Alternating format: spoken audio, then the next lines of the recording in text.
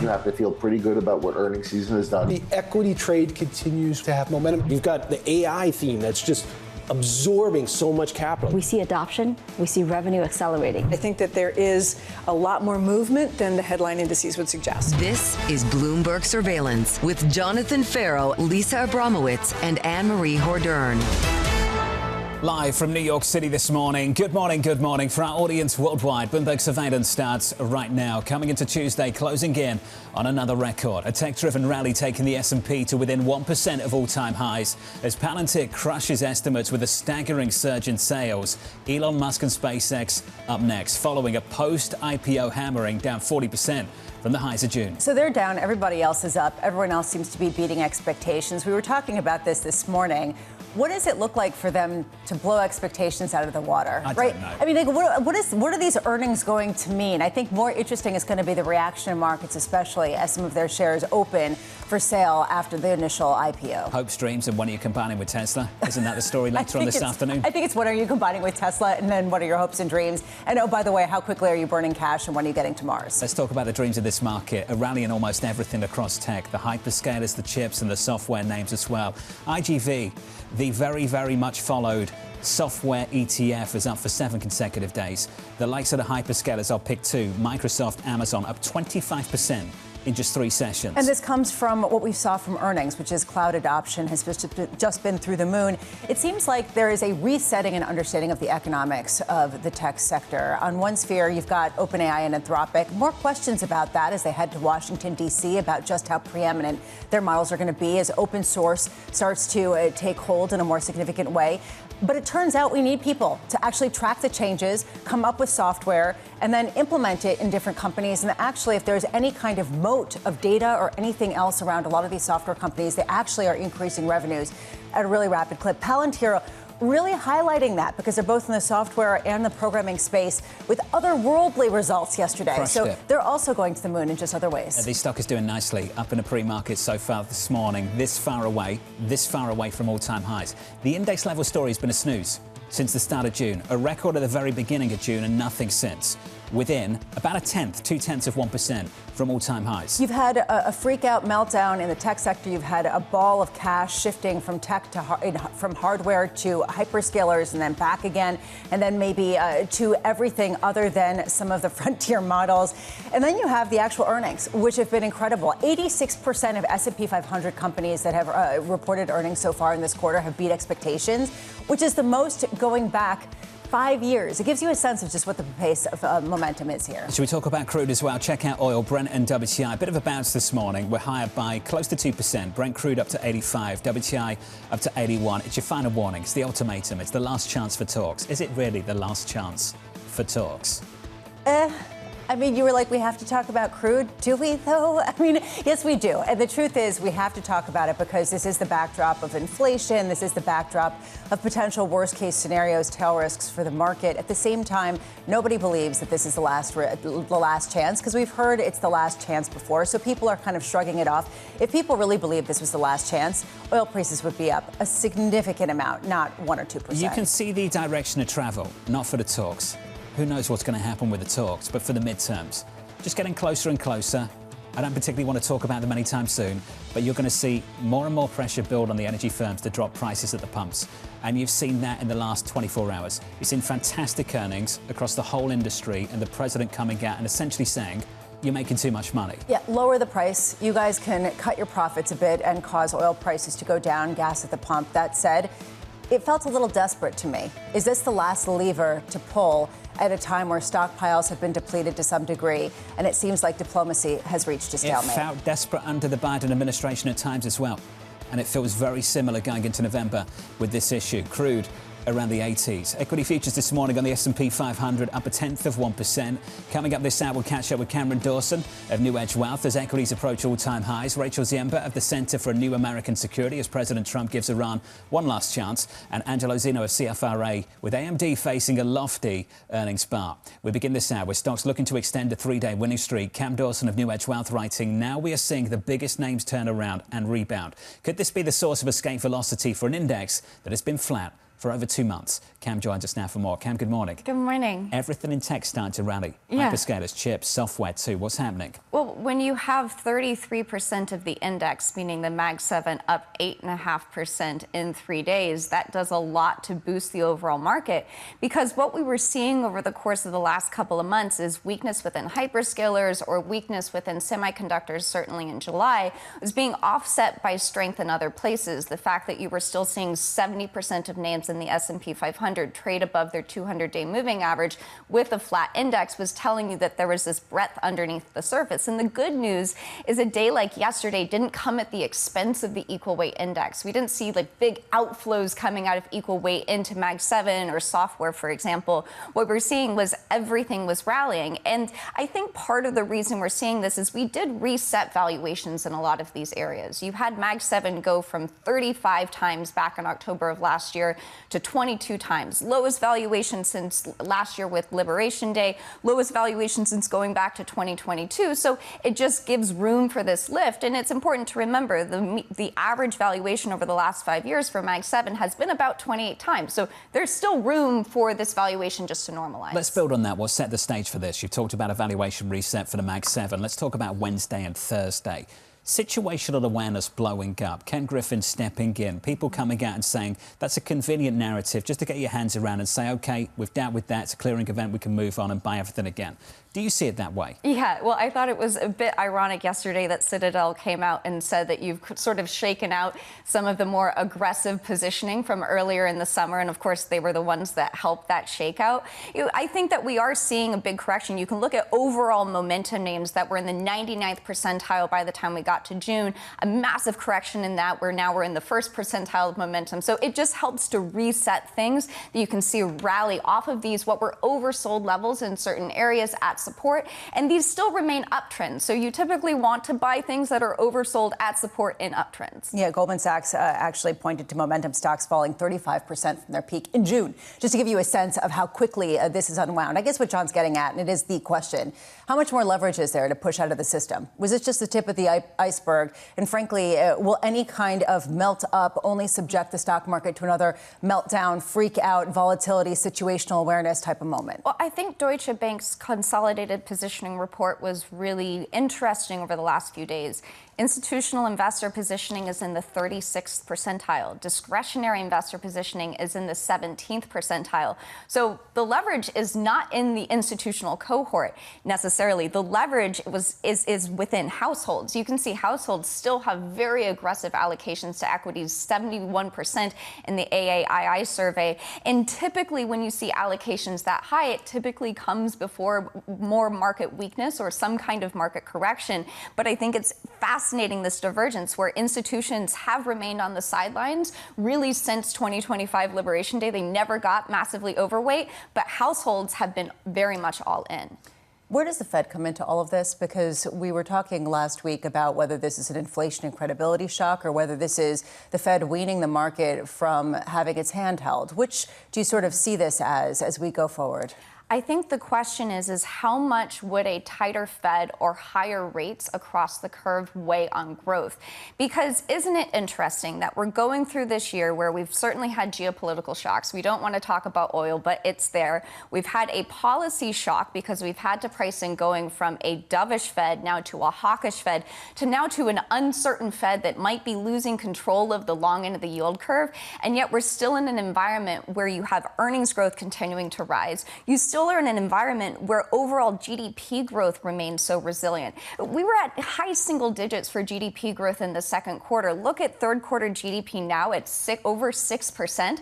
So I think the question with the Fed is whether or not this current policy mix that they have, switching to being potentially more hawkish, potentially allowing the long end of the yield curve go up, will that ever weigh on growth? And maybe that's not a question for 26, maybe it's a question for 2027. Do you actually see a hawkish shift emerging at the top of the Federal Reserve?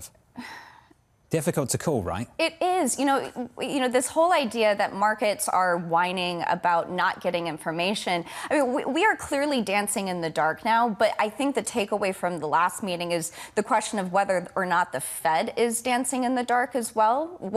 Do they even know what their reaction function is? And I think that relying so much on the market to say the market knows best is very reminiscent of people saying you don't need a Fed funds rate, all you need is the 2-year yield.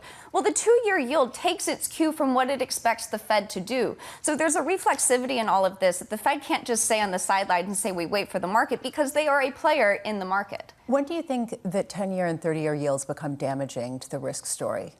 I think that they already have in a way that's being offset by earnings. So the low in the 10-year yield coincided with the peak in valuations back in October of last year. So valuations peaked at 23 times. That was the low in the 10-year. Ever since then, we've seen valuations come in for the S&P 500.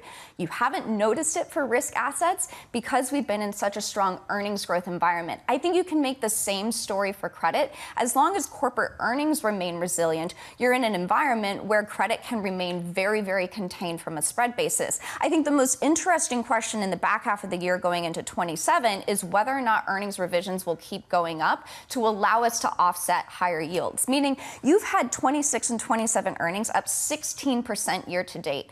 And that certainly has been the reason why we've been able to shake off all of these headwinds. If that starts to flatline, potentially because we've priced in all of the good news when it comes to things like semiconductors, or maybe people start to wake up, there's a big amount of paper gains within the Google and Amazon earnings. Maybe 27 earnings are at their peak, and that could be the cause, or maybe usher in more volatility for risk assets. Cam, it's always good to see you. Buy everything right now the last 24 hours, that's for sure, within tech. Cam Dawson of NewEdge Wealth. Two interesting headlines just crossed on a Bloomberg terminal. One is on tech. The other is on the situation in the Middle East. We'll start with the headline on technology.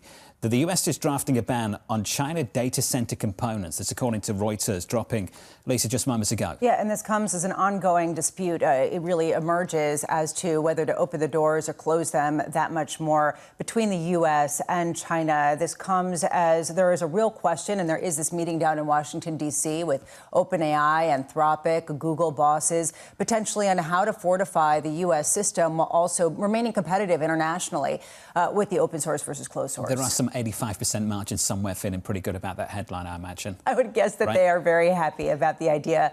And I'm thinking probably this helps SK Hynix and Samsung, potentially more than anybody else. You're not feeling too good about this headline that just also crossed from Reuters on the situation in the Middle East. The US Army has used virtually all long-range precision missiles in the war with Iran. Much has been written about this in the last few weeks across a range of publications. This is the latest from Reuters, that the US Army has used virtually all long-range precision missiles. This has been one of the speculations as to what has been holding the U.S. back from actually coming through with some of the threats, which is a lack of stockpile of ammunition. Initially in the conflict, you think about how technology has enabled the U.S. Army to hit, say, 1,000 targets in one day rather than, say, just 8 targets in a day, as it did a decade ago before AI and some of that assisted technology. That means you use up your ammunition really quickly. This will not help the US in negotiations. The fact that this conversation has spilled out so publicly in the American press to the extent that it has. It also suggests, to your point, why we keep toggling between strikes and talks without a clear breakthrough and a diplomatic course of action, because the Iranians see the same things that we do right now, which is why they've remained so antagonistic throughout the diplomatic process over the last few months. It's a reason why you're seeing smaller fluctuations in a lot of these headlines, simply because people see this as the new normal and the stalemate to kind of be the way it is, with a couple of barrels of oil trickling through the strait, and otherwise it being in this sort of uncomfortable friction moment where there isn't free traverse of the strait. The latest from Reuters this morning, the crude price Brent up by 2%, 85 on Brent, 81 on WTI. With an update on news worldwide this morning with your Bloomberg brief, Vonnie Quinn has more. Hey, Vonnie. Good morning, John. President Donald Trump also slamming Exxon and Chevron for their soaring profits as oil prices surged during the Iran war. Trump saying the biggest U.S. oil companies are, quote, making too much money, urging them to give some of that back to the public and cut retail gasoline prices. Palantir reporting second quarter sales that topped Wall Street estimates and raising its full year revenue and income forecasts. The software developer and military contractor boosting its outlook after what the CEO called otherworldly commercial demand. Amazon surpassing $3 trillion in market cap for the first time. The company joining Nvidia, Alphabet, Microsoft and Apple in that exclusive club. Following the milestone, Chairman Jeff Bezos filing to sell more than $4 billion worth of stock, and that sent shares lower. And that is your Bloomberg Brief. John. Hey, Fonny, thank you. Thanks for the update. Imagine $4 billion just being a dip in the ocean for you. Just sell a little bit of stock, raise some pocket money for the summer. I was looking at the $4 billion and I was like, that's it? Why not do a little bit more? I mean, like, ultimately, how much does he have to potentially, just get some change? Multiples of that. Multiples of that.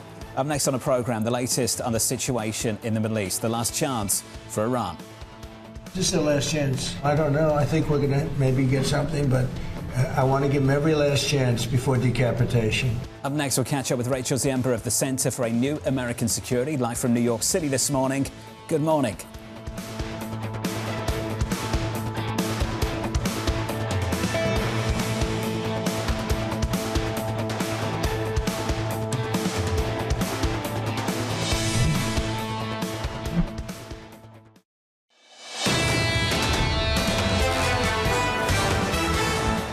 From New York City, welcome to the program. Equity futures this morning on the S&P, building on a three-day winning run on the S&P 500, up a tenth. In the bond market, the situation as follows. Really strong manufacturing data stateside yesterday. Yields still in the 420s at the front end of the curve, 470 on 10s this morning. Yields high by 3 basis points. Turn to crude. Let's talk about the latest from Reuters, dropping just moments ago. According to 3 people familiar with the data, the US Army has used up much of its stockpile of highly accurate long-range missiles during its 5-month war with Iran. This is what a lot of people have been speculating about, but not necessarily to this degree. And it raises a question of how vulnerable the United States is, not just in this conflict with Iran, but on a broader level. Say, should there be any additional conflicts or defending itself versus, say, God forbid, China? Should there be some other conflagration internationally? So you start to wonder how quickly you can restock and what the potential obstacles this presents in the Iranian conflict. This is something we've explored repeatedly and extensively on this program. What's setting the tone for the president? Why one day talks and the next day strikes? 1 week talks, the next 2 weeks strikes? What dictates that? The price of oil, financial markets? There was a sense that maybe it was about ammunitions and a stockpile, and I imagine this story this morning will give some oxygen to that theory. It's not just the offensive weapons, it's also the defensive weapons, and we've talked about that. Some of the airstrike preventative missile ammunition also running low. You start to wonder how big of a calculus this is and how difficult it is for the president to negotiate when stories like this come out. The latest from Reuters this morning. Under surveillance this morning, it's the last chance for Iran. This is the last chance. This is the last chance for them to sign a good document. I don't know. I think we're going to maybe get something, but I want to give them every last chance before decapitation. Very tough to do what we have planned, still planned. We'll see what happens. So here's the latest this morning. The president giving Iran another ultimatum. Tehran denying it's engaging in negotiations with the US, saying it's in talks with Oman about reopening the Strait of Hormuz. Bloomberg's Abir Abu Amar joins us now for more. Abir, welcome to the program. What is the status of diplomacy? What is the status of talks? Are there any to even talk about? Good morning, John. Well, that's exactly the question that is being asked all over today. And the answer to that is what talks exactly, the ones that President Trump has been referring to since yesterday. Those ones Iran is saying are not happening. So immediately after President Trump said that the talks will commence on Monday, and then when he said that he will not retaliate against Iran by attacking them, remember threatening the biggest attack since World War II, and then saying actually the talks will happen again in Iran. Iranian Foreign Ministry saying not going to happen, that those discussions are not taking place, that Iran will continue to send delegates and mediators to be able to have those discussions through messaging to the United States, but that officials in Iran are not having active discussions. Meanwhile, as you have mentioned, the other discussions that we're aware of are ones that are taking place between Iran and Oman. And this is really key here because it addresses the Strait of Hormuz, the biggest priority for both sides of the table right now, John, and that is opening up the trickle of movement in the Strait of Hormuz that's been pretty much paralyzed over the past couple of weeks or so. A lot of the ships that are making their way through are prone to getting attacked or are going through with their lights switched off. A quite stark difference between what was happening after that MOU was signed in Switzerland and the promise of an open Strait of Hormuz. So those discussions between Iran and Oman are set to open up a middle passageway in the Strait of Hormuz to get a slight better movement of those ships and vessels that desperately need to get their movement across for the time being. We are still struggling to make progress. Abir, it's good to see you. As always, Bloomberg's Abu Amar with the latest down to the Middle East. Crude this morning, positive by 2%, 85 on Brent, 81 on WTI. Rachel Ziemba of the Center for a New American Security writing, overall a de-escalation is better than continued tit-for-tat escalation and a conflict spreading across borders, but it's far from clear that there will be a quick evolution towards a lasting deal. Rachel joins us now for more. Rachel, good morning. Good to see you. Thanks for having me. Let's get to the breaking news. How much will that news from Reuters this morning complicate potential negotiations? So I think it will only, arguably, it will only play into the Iranian position that they can sort of play for time. Right? The Iranians are already aware or making a case that higher oil prices make President Trump vulnerable. They are aware of the midterm election timeline. They're aware this war is not popular in the United States. If we also have military constraints and timelines, this also, I think, plays into what's going on, behind the scenes with Russia and with China. It's not lost on me that some of the redirection of some of these long-range missiles from U.S. partners in Asia and how that plays into security across the world. Do we have constraints in the United States when it comes to the arsenal, or do you think that that's a plausible reality? Do you think that that's likely overstating it or understating it? So I think it's a plausible reality. I mean, my expertise is particularly on the energy and resource side, so I would defer to military strategists, but we are blowing through resources. We're going through weapons at a very fast rate. We know that the U.S. Does not have, there are various areas where stockpiles are running low. Whether that... this may well be, I think the question is, does this really result in changes on the ground? I'm not sure. I do think it has meaningful impacts about future conflicts, other dynamics, and is just one of the many costs that we have of this conflict that continue to mount for the U.S. economy, even if we're not feeling it yet. Well, there are conflicting reports about how much stockpiles have been drawn down, exactly what the capacity is for the United States to offset any deficit. What's your take on how well the U.S. has done in there and just how far down we've taken the stockpiles? Yeah, so I think we are dealing with a variety of different weapons and different components. This is, in my mind, this only reinforces the whole question of scaling up both on the defense industrial base, but also critical minerals and all the components here. And I think we should be watching for both more reporting and more government thinking about that. But it definitely, in this context, we're also going to see costs go up through the supply chain for any of these components. And this is coming at a time where European allies are really trying to scale up what they can produce to support Ukraine in this theater, and where Asian partners are looking and saying, well, what do we need to do on our own? And this is really, and in the Gulf, I think you're seeing a patchwork also of different defensive technologies. Rachel, we've got about 30 seconds left. I wanted to jump in. Just on the energy cushion specifically, how big is that? What's left of it? So we still have supplies, strategic petroleum reserves, but we're drawing them down every day now. The very strength of U.S. exports of oil in the last quarter and even this quarter means that we can't continue to do that. Saudi Aramco's CEO was sort of talking today about their results, really highlighted that we're refinery capacity is running at full tilt. And that's not something that's sustainable. They're all making a lot of money, and the president's not happy about it. Rachel, it's good to see you. Thanks for being here. Right. Rachel Ziemba there at the Center for New American Security on the energy cushion in this country, which is getting smaller and smaller. Yeah, and we can't really calculate because of the way the salt wells that are like a bag of popcorn, but are actually just salt wells that potentially just prevent you from Are we doing that again? We're going to do that again. I really enjoyed that, so we should have him back and do it again.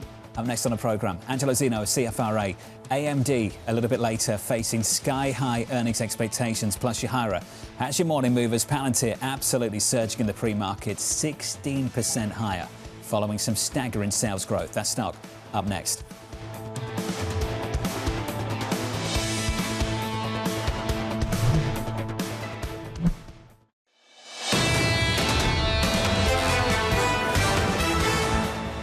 Three-day rally on the S&P, a three-day move of about 4%, almost 4% higher on the S&P, and around 0.1% away from all-time highs at the index level after doing nothing at the index level since the start of June. On the Nasdaq this morning, up by 0.7. The rally continues. We've had a bid go into the hyperscalers, big moves, Microsoft, Amazon.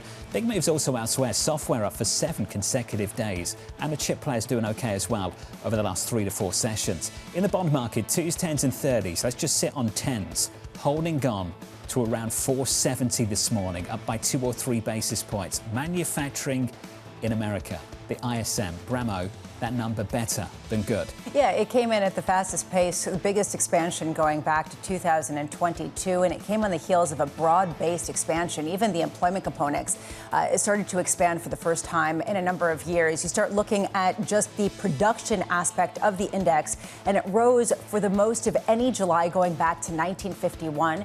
Big question, how much of this is the data center build-out? How much is this broad-based? When you take a look under the hood, it does seem to be a little bit more broad-based than just data centers. So it does seem to be real, and all of the skeptics were coming out and saying, actually, it's hard to poke too many holes in this one. Well, speaking of the build-out and the economic activity you're seeing both stateside and worldwide around that theme, look at Caterpillar this morning. Second quarter adjusted EPS comes in at $8.17.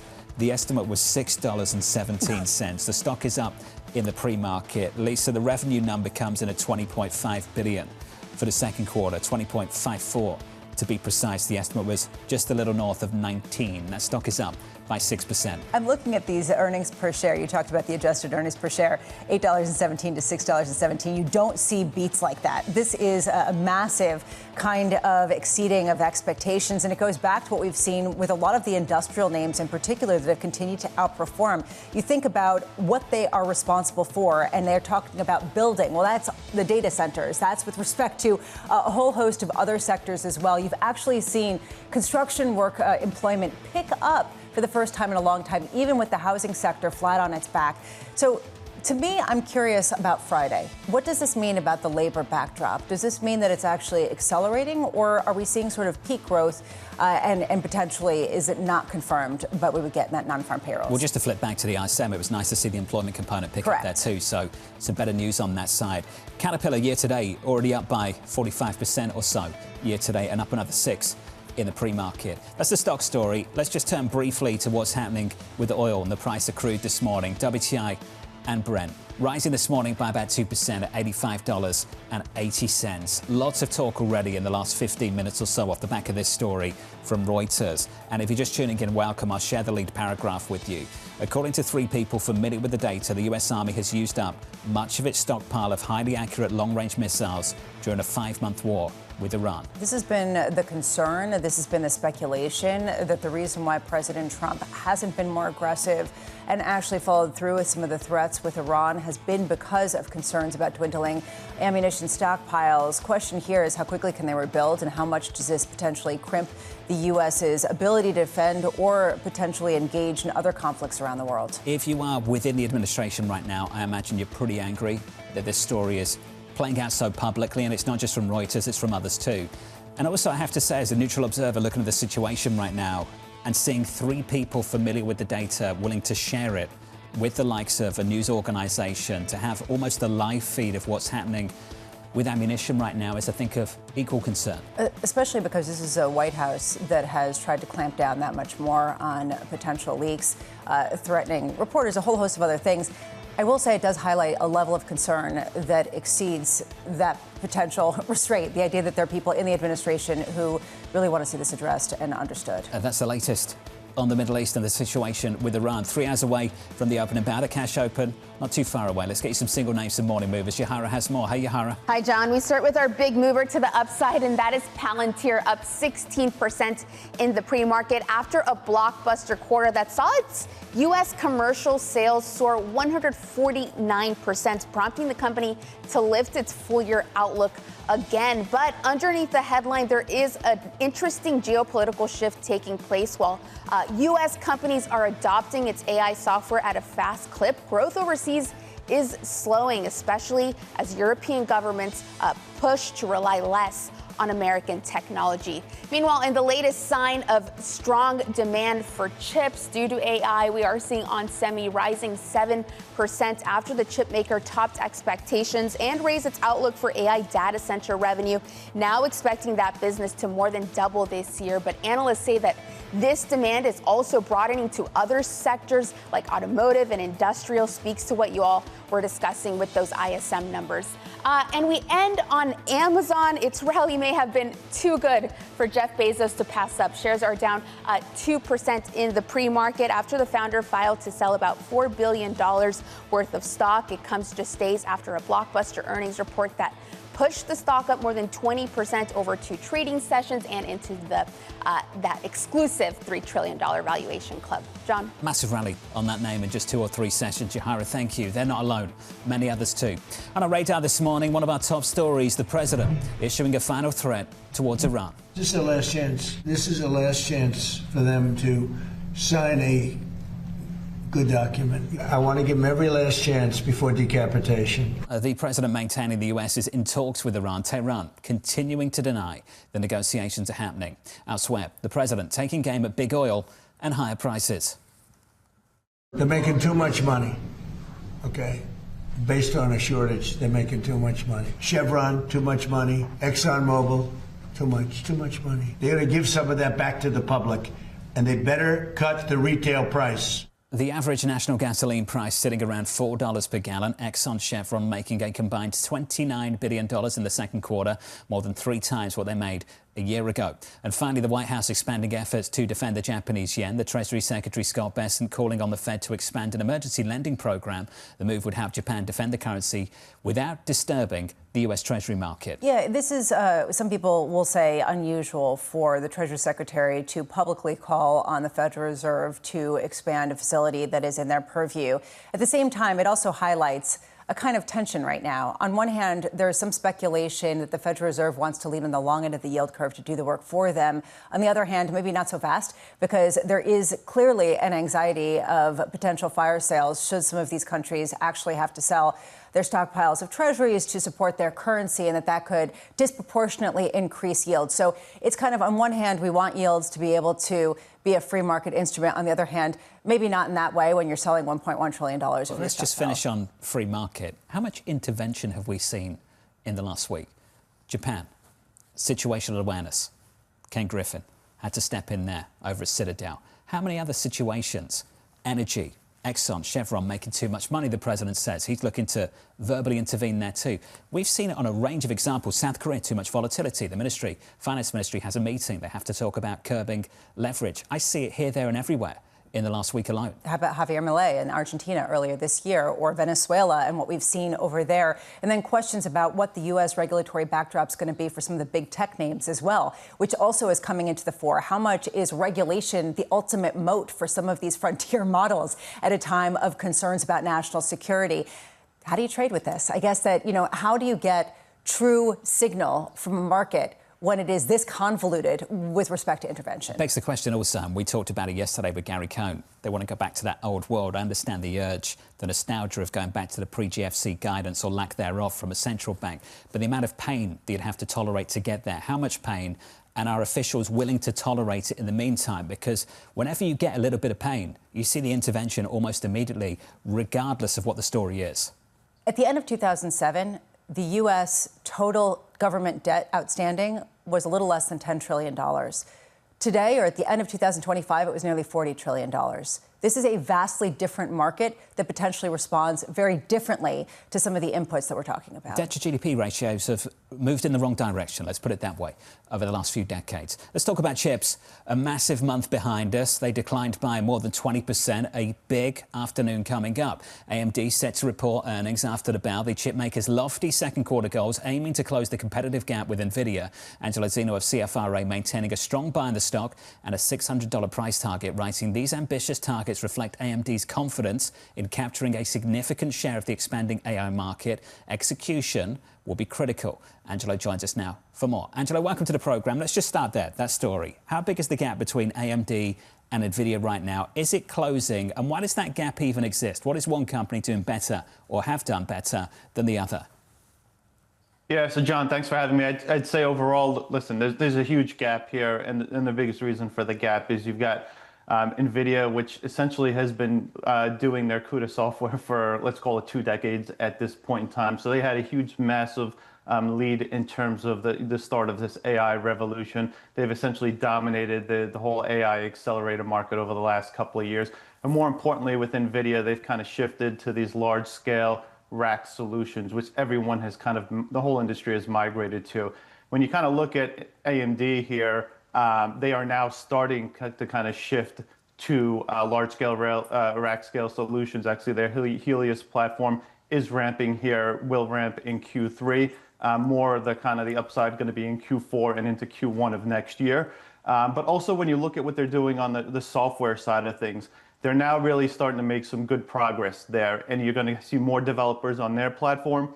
And that makes them a real kind of threat to NVIDIA, kind of looking here over the next couple of years, where they've got a very small share and actually negligible share when you start thinking about the actual large-scale rack solutions. So there's a lot of upside here for AMD, and it's why it's our top pick here over the next couple of years. AMD has announced relationships with some of the frontier models of AI. We've heard just generally chip companies have gone after deals with the likes of OpenAI and Anthropic. To what degree is that a benefit and attribute, and to what degree is that potentially detrimental?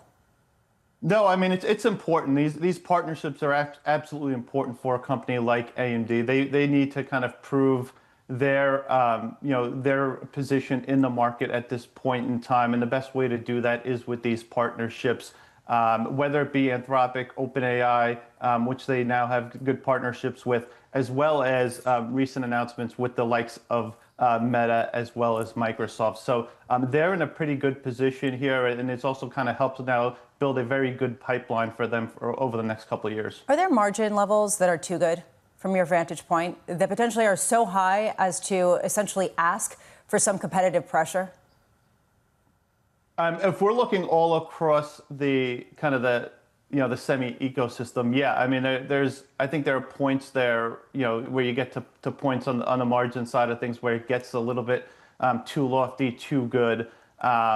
But for a company like AMD, you're not there, nowhere near there at this point in time, especially relative to some of the other players across the semi ecosystem. Angelo, I know you're sort of bottom up and you're covering single names, but I want your reaction to what happened with situational awareness last week, because a lot of bulls willing to buy this sector now are pointing to that as a clearing event. Would you point to the same thing? How do you think about that kind of dynamic?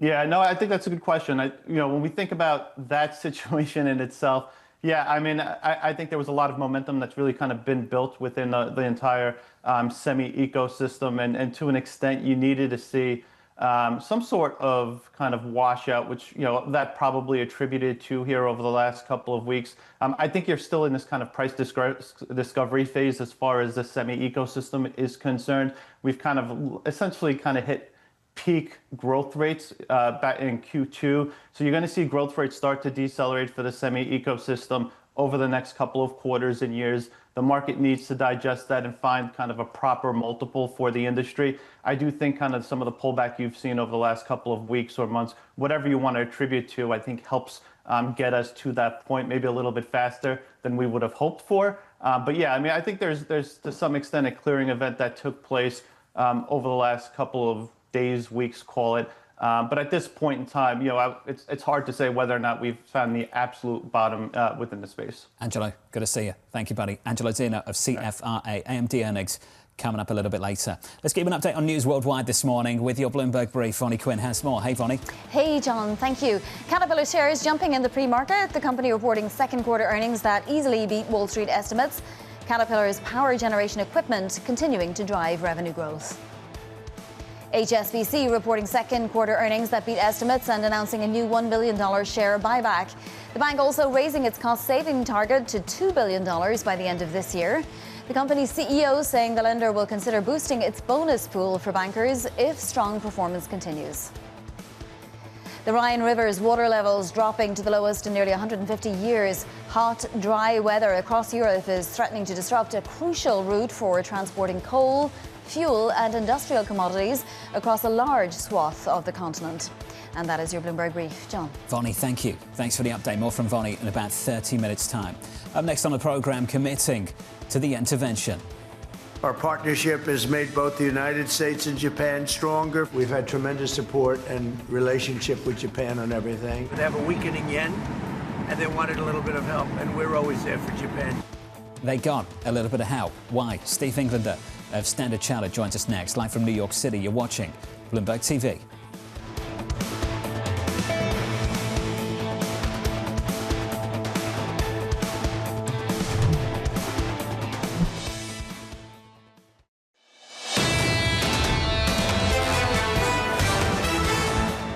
Check out shares of Caterpillar this morning, up in a pre-market, higher on the year by almost 45%, up another 7 this morning in pre-market trading, beating a raise. Second quarter adjusted EPS at 8.17, the estimate's 6.17. The backlog, check out this backlog now, $72.1 billion. That order backlog increased almost $35 billion in the second quarter year over year, and up by more than $9 billion in the second quarter versus the first quarter. They now see mid to high teens growth for full year sales and revenue. They had seen the low double digits, so beating a race from that name, they just keep absolutely crushing it. And if you can say, well, did we know this was coming? Well, yesterday we got the ISM manufacturing data that came in at the strongest level since 2022, with the employment component moving into expansion territory for the first time since September of 2023. So guess where all this equipment is going?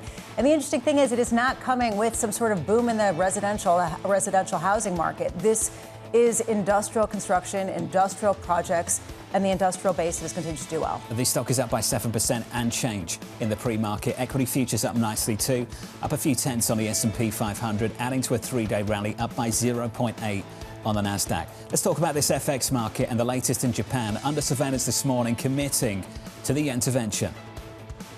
Our partnership has made both the United States and Japan stronger, freer, and more successful than virtually any other nation on the planet. We've had tremendous support and relationship with Japan on everything. They have a weakening yen, and they wanted a little bit of help, and we're always there for Japan. So here's the latest this morning. The White House ramping up efforts to defend the Japanese yen in a rare move. The Treasury Secretary publicly demanding the Federal Reserve expand an emergency lending program in a bid to help Japan boost the currency without disturbing other markets. Steve Englander of Standard Chartered writing the US Treasury's approach to yen intervention was well calibrated. However, if it becomes clear the Treasury is trying to limit its participation, the market may regain courage to short the yen. Steve joins us now for more. Steve, good morning. Hey, good morning. Let's just start with your initial reaction to the coordinated effort we've seen materialise in the last week or so. Do you believe it's sufficient to put a lid on this currency pair? If we stop now, absolutely not. I expect that they'll have to come in again to remind the market that there's dangers to, trying to short the yen when the officialdom is against you. Longer term, it's just not clear. I mean, the U.S. didn't put that much money into it. There are pockets in Japan that are very insensitive, like retail capital exports. They don't care if the U.S. intervened. We'll have to see what they do. Is gravity against them? And how do you fight that without addressing the fundamentals? Well, it sure would have helped if the BOJ had raised rates the other day. And I'm frankly puzzled that the U.S. chose to intervene, without the other, party to the dance showing up. Is there something that spurred the U.S.'s intervention? Is there some catalyst? And we were talking about this last week. Was it maybe the lack of guidance from the Federal Reserve that allowed the long end of the yield curve to maybe do a little bit more of the work? Is it the Treasury funding announcements that we're expecting to get this week? Well, I think there are two factors. The approximate one, I suspect, is the refunding. That, we had the episode 3 years ago around the August refunding announcement in which, the yields went way up because the markets were kind of disappointed with the borrowing schedule. I think that they didn't want to go into this kind of refunding week worried that, Japanese yields would be going up. And what we've seen is that episodes of acute yen weakness are associated with higher yields because of fiscal concerns in Japan. So they didn't want to risk that spillover. More broadly, I think, they'd like to see Asian currencies stronger. And it's if the yen is on its back, it's really hard to see, what's going to happen and, what's going to spur any kind of strength in the rest of Asia. Do you expect this kind of level of intervention to become the norm, especially since this is a concern by the United States right now with the terms of trade shock, with a question about just the trade surplus, the trade deficits in different countries, as well as yields and the potential buyers of treasuries that could potentially be losing their reserves to buy? I think that there would be a lot more talk of it and talk of willingness to do it. It's not just the FEMA that would have to be increased. The U.S. the Treasury doesn't have that much ready cash with which to intervene in the ESF. So I think that they would have to make it easier to intervene if they wanted to. Frankly, the system has worked pretty well the last 20, 25 years, the G20 no intervention system. And opening that Pandora's box where you can say, yeah, we don't like the level, so we'll pop into the market with a couple of billion. That carries a lot of risk as well. The yen isn't the problem alone. It's the symptom of the problem. You have to address the cause. The cause is a deficit that's too big. The fact that they're facing a terms of trade shock that they can do nothing about right now because of the price of energy and how dependent they are on importing that energy. And in addition to that, you see this in Japan all the time, and you mentioned it, rate differentials are too wide. And Japan and the BOJ needs to hike. When are they going to address the cause in Japan? Because to your point, you can play around the edges and flush out the shorts. You'll have to repeatedly do that again and again and again if you don't address the problem. When are they actually going to address the problem? And you, like me, I was also surprised. If you want America's help, you've got to help yourself simultaneously. Have you seen much of that from Japan in the past few weeks?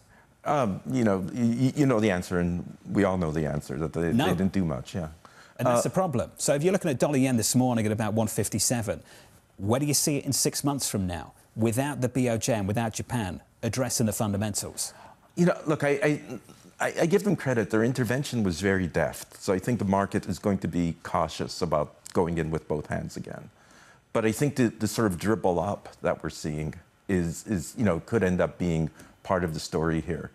And the truth is that, the trade deficit with Japan is not the U.S.'s trade problem, even in the most mercantilist sense. It's about where it was 15 years ago. Japan hasn't become an export monster because the yen, is at, 160 or... Yeah. It's purely an issue of, do you like the financial market implications of the yen being that weak? And I think it's going to be hard to get where you want unless Japan, on the one side, does fundamental structural reforms, and on the other side does makes the policy changes that are needed. You'd have to imagine they just hate the idea of the Treasury market spillover. That's the only conclusion that I can draw at this point. The fact that the US did coordinate with Japan without Japan helping themselves and addressing the fundamentals, because that would have to be an ask from the US. I'm not sure they can follow through even if they did make that ask, but obviously the fact that the Treasury acted even without the BOJ hiking tells you how much the Treasury is concerned about the Treasury market. I don't think that's a stretch this morning or based on the past few days. Not in the slightest, given the fact that Japan holds about $1.1 trillion worth of U.S. Treasuries and potentially would be unwinding it, $1.1 trillion, of U.S. Treasuries. Dollar yen still around 160 if you're still thinking of that once-in-a-lifetime trip to Japan. Oh, right. 100%. I think so many people in this market have got it circled on the calendar somewhere. They've already gone. Right. I mean, cheap sushi. What else could you want? Steve, it's good to see you. Thank you, buddy. Steve Englander. Thank you. Of Standard Chartered. Up next, we'll catch up with David Lebovitz of JPMorgan Asset Management, Stephen Schork of the Schork Group, Paul Golding of Macquarie, Vishal Khanduja of Morgan Stanley.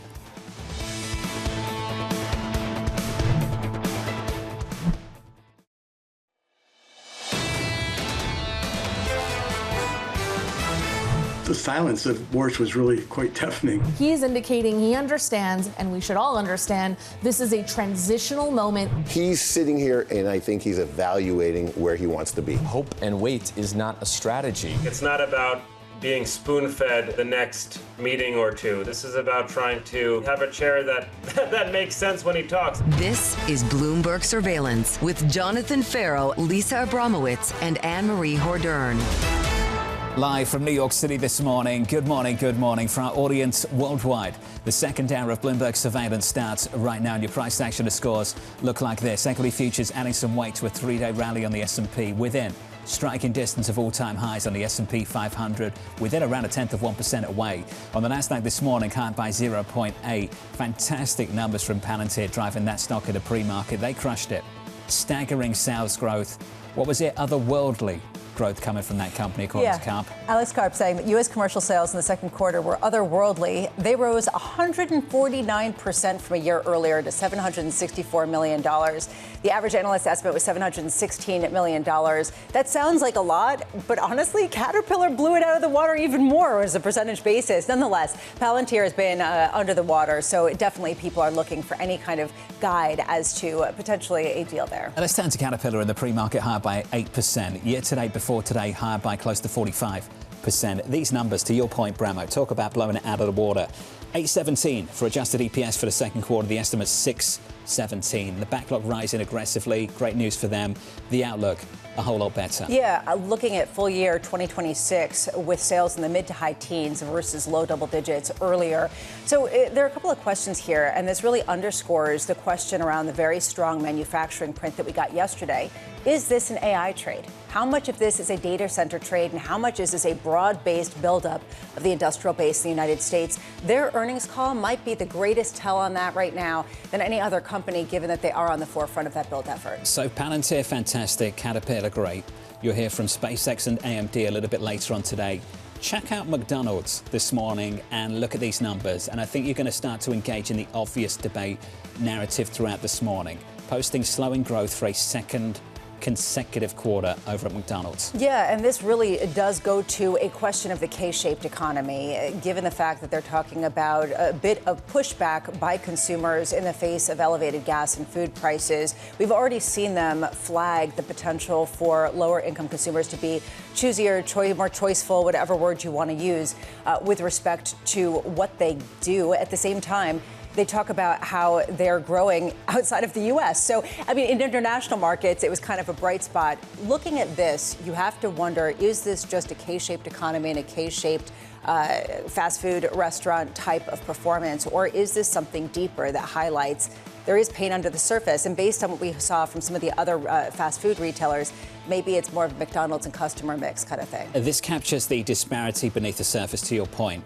The bond market catches the headline story, and the headline story is growth is still resilient, and we can basically take these yields, 2s, 10s and 30s, 10s still around 470, yields higher by a few basis points. Do you see that as a problem or a reflection of a stronger outlook for this economy? Well, on one hand, some people will say that this does reflect that the economy is growing at a rapid rate, and we are seeing incredible earnings growth and incredible consumer spending power. On the other hand, the fact that the U.S. intervened in the Japanese yen potentially as a way to cap some of the increase that we've seen at the longer end of the yield curve sort of presents the question about whether this is also a problem. We do get some refunding announcements for the U.S. Treasury in terms of how much debt they're going to have to sell, and that's going to be an issue as you see some of these levels rise higher. It's going to make it very, very difficult to term out that debt. This Treasury Secretary criticised the previous Treasury Secretary for the way she'd handled the average maturity coming out of the Treasury. I don't see it changing anytime soon based on the fact that we've got 520 on 30s and pushing 5% on 10s. If you believe there are two camps coming out of the Kevin Warsh Federal Reserve press conference, some people say he didn't give us any sense of exactly how he was going to get to 2%, so we don't believe you, and that's the reason why you see the bond market selling off. Other people are saying what Kevin Warsh is doing is allowing the market to do the work for him, the long end of the yield curve. If you believe that is the case, then it is healthy and it is fine and it can keep going. If the Treasury wants to term out the debt, however, it makes it impossible. So if you want to do the work with the long end of the yield curve, it pits the Fed against the Treasury at a pretty awkward moment. Yields high this morning by 2 basis points. Coming up this hour, we'll catch up with David Lebovitz of JPMorgan with earnings fueling Wall Street's record run. Stephen Schork of the Schork Group with President Trump calling out oil giants for making too much money. And Paul Golding of Macquarie remaining bullish on SpaceX ahead of its first ever earnings report. We begin this hour with stocks trading near all-time highs as tech concerns continue to ease. David Lebovitz of JPMorgan Asset Management writing hyperscaler earnings results reinforce our positive outlook for corporate profits. We maintain a pro-risk view in portfolios. David joins us now for more. David, good morning. Good morning. Since we got those earnings, those hyperscalers have been off to the races. I'm talking about gains of 10 to 25% over the last 3 or 4 days for a handful of some of the biggest companies on the planet. What was in the data, the earnings, that has started this move? Well, so I think what's really interesting is we've seen this over the past couple of quarters where coming into the earnings announcements, you see this skepticism begin to rise. Maybe profit growth won't be as good as it has been. Maybe margins will finally start to come back in. And then they impress. And for the most part, the numbers are good. They may or they may not beat. But I think the market is focused on the fact that even if you exclude the equity investment gains from the overall earnings season number, you're still looking at earnings growth of 30%. And so these are just unequivocally good numbers. I think a lot of it ties back to the point you were just making.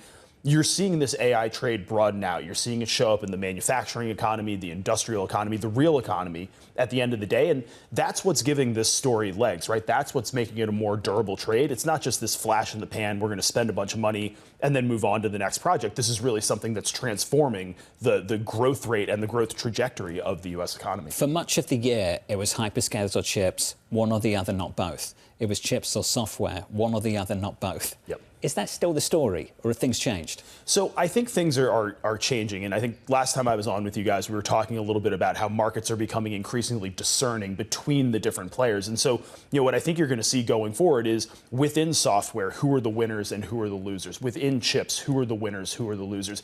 You, to an extent, saw it in the hyperscalers throughout this earnings season. Who are the winners and who are the losers? What is the market looking for? They're looking for that ROI. They're looking for that inclination that there is going to be a profit benefit down the road. And I think that you're starting to see that come through in a more durable way. How much are you seeing discernment and how much are you seeing relief that maybe some of the leverage has been pushed out of the system, either with situational awareness or with the situation over in Korea? So it's funny. I remember being an analyst and if the market moved 2% in one day, it was a really, really big deal. And now we have these 2% moves and people kind of shrug their shoulders and okay, 20% moves on the cost. We'll do it again tomorrow. I mean, look, clearly there was a technical element of what was going on here in terms of the selling, in terms of the leverage in some of these ETF products.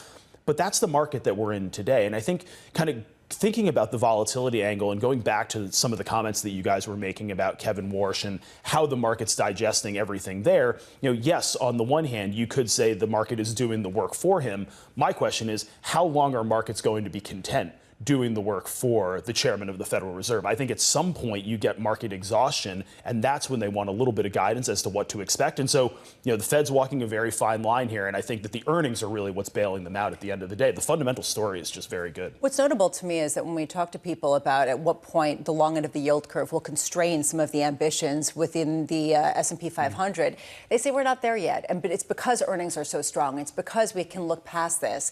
When does that change? So I think that you're starting to see debt markets begin to push back on a lot of this financing. And it's not problematic when you go from a negative leverage ratio to a leverage ratio of 1. I mean, you're still going to be able to bring paper to market at fairly attractive spreads. But we have seen spreads for the hyperscalers begin to move wider. You look at high yield, the picks and shovels trade. Some of those issues are getting a little bit more wobbly, one time subscribed instead of multiple times oversubscribed. And so that's what I think you want to watch there is, when do these AI players recognize that they can't just do it with debt, they can't just do it with equity, they can't just do it with cash flow? They need to figure out a mix of all three, because if this is really going to extend over the next couple of years, you can't be a one-trick pony when it comes to financing this investment. Are we close to exhausting what's available to them to issue debt, to issue equity? I think that there's more room to run. I think you look at some of the hyperscalers this year, and part of what happened was you had so much debt coming to market in such a short period of time and not really giving investors the heads up that it was coming. And so, if we begin to see a little bit more of a steady drip instead of a fire hose, I think that will help markets digest. But, clearly the fact that markets are requiring a greater spread in the IG space, in the high yield space to take down this paper tells you something about the sheer volume we've seen so far year to date. Back in the day, if you saw a move like that, and spreads are still super tight, but if you started to see them widen out, you'd worry about equities. Is it the same story? So I think what's interesting to me is that up until this point, the equity market and the credit markets were kind of two different things, right? You didn't have a huge hyperscaler presence in the IG space. You didn't have a huge data center presence in the high yield space. You had a bunch of software sitting in private credit and direct lending, but hey, that only marks 4 times a year, so you only need to pay attention to it 4 times a year. Now you're seeing that the tech trade and the AI trade is infiltrating both the debt and the equity side of the equation. So I think that there's more signal coming from what's happening with spreads than there was previously. But at the end of the day, you look at where spreads are, they're still pretty tight by historic standards. And you look at what's going on in high yield, 270 over. I struggle to get overly concerned about the trajectory of the economy when that's what we're seeing from a financing cost perspective. Does 60-40 have any relevance whatsoever anymore in the backdrop that you're just explaining? So I think it does. And I think one of the misconceptions that investors have is that when you say 60-40, you mean a public 60-40. Right? Private equity and public equity are still equity at the end of the day. Private credit and public credit are still credit at the end of the day. And so one of the things we're encouraging investors is, hey, 60-40 might make sense, 70-30 might make sense, but beneath the surface, what does your credit allocation look like? What does your equity allocation look like? And do you need to think about other alternatives, things like real assets, to help play defense against higher inflation volatility going forward? At the end of last year, a lot of debt investors, credit investors, were saying there was more of an opportunity in equities than there was in credit, just simply because the upside looked so much better and the potential downside was potentially worse for bond investors. Has that pendulum shifted as yields have gone materially higher? So I think that it has become more balanced. I'm hesitant to say that it's completely shifted because the earnings story still is so strong. And so if you believe in the idea that over time stock prices will follow profits and profit growth is still going to be there, then maybe there's more juice to get squeezed out of that orange. But 7.25, 7.5 on high yield, which we know is a higher quality asset than it once was with a fairly low duration, to me feels pretty interesting in an economy, in an economic environment where growth is clearly above trend. If I think about the skew to risk-free rates, it's very much to the upside. So if I can pick up some spread on top of that and maintain a below benchmark duration, that's going to be interesting from an overall portfolio Lisa, as you've indicated also, maybe the bigger concerns this time around are in IG and not in high yield. You've got a duration concern and you've got a much more concentrated AI concern. So at a certain point, tight spreads, more duration, more AI exposure that potentially is fraught with disruption. Suddenly you're starting to look at IG that has potentially more risk than a lower duration high yield portfolio. It's just sort of an interesting kind of turning upside down of risk. Things have changed. David, it's good to see you. Appreciate it. Thank you. David Lebovitz there of JPMorgan Asset Management. Equity futures on the S&P just about positive, very close to all-time highs, with an update on news worldwide. With your Bloomberg brief, Vonnie has more. Hey, Vonnie. Hey, John. Thank you. We'll start with McDonald's. Shares rising in the pre-market. The fast food giant posting sales growth that slowed for the second straight quarter as consumers face elevated prices. Same-store sales in U.S. locations did rise slightly under estimates. McDonald's seeing better growth, though, in international markets. The U.S. weapons stockpile is nearly depleted. Reuters reporting the army has used virtually all of its long-range precision missiles in its 5-month war with Iran. The report raising questions about the U.S.'s ability to deter its adversaries, including Russia and China. Incoming Apple CEO John Ternus is putting together his leadership team. Sources telling us here at Bloomberg, Ternus is bringing back retired Vice President of Hardware Engineering, Laurent Legros. Legros will act as a Vice President, working with different parts of the company. Ternus takes over as Apple's CEO, Tim Cook, next month. That's your Bloomberg brief. John. Hey, Vonnie, thank you. Appreciate it. More from Vonnie in about 30 minutes' time, later this hour. Up next on the programme, pumping the brakes on big oil. They're making too much money. Chevron, too much money. ExxonMobil, too much money. When you look at one company where they made 12 times what they made the year before, they're going to give some of that back to the public. Up next, we'll catch up with Stephen Schork of the Schork Group, live from New York City this morning. Good morning.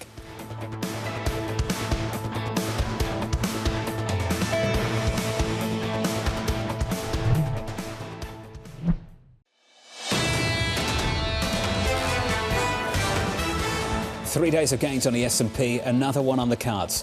We're up by 0.2% so far this morning on the S&P. On the Nasdaq, up by 0.9 this morning. Rather like the year so far, a tale of two economies. Let's talk about the first one, the one that's doing really well, Caterpillar in the pre-market. Cat absolutely flying so far year to date, up 9% in pre-market trading. The earnings phenomenal this morning. Adjusted EPS 8.17, the estimate 6.17, and the outlook better than expected. That's one economy. Here's a different one. McDonald's this morning, sales growth slowing for a second consecutive quarter. They have some very different customers with some very different wallets and some very, very different price tolerance. Yeah, typically McDonald's caters to the low to middle income consumer in the United States in particular. Internationally, the footprint is slightly different, but what you saw was a decline in visits, but ticket prices going up. So people were spending a bit more, but the number of visits they were making to a McDonald's went down. A real question here about how they both toggle between their base customer, which is someone who is cost conscious with some of these meals that are value and cheaper, and how they also attract the higher income customer that has the ability to spend. And it highlights this divergence under the surface that has been persistent and a feature of the entire cycle. The cross-asset moves speak to it too. Just look at rates and look at energy. 2s, 10s and 30s, yields elevated at or near the highs of the year so far, 10s around 470. Turn to crude. Crude still elevated, very, very volatile. Clearly the president's sensitive about the price of energy, the price of gasoline going into the midterms. Brent around 84 this morning. The McDonald's customer is getting absolutely crushed. The everyday customer is very sensitive to what's happening in energy with interest rates. If you're part of the AI ecosystem, don't think this move in rates, this move in energy has hit you at all in any way, shape or form at the moment. Frankly, for the McDonald's customer, they're getting hit on all sides. They're getting hit because their wages aren't keeping pace with inflation.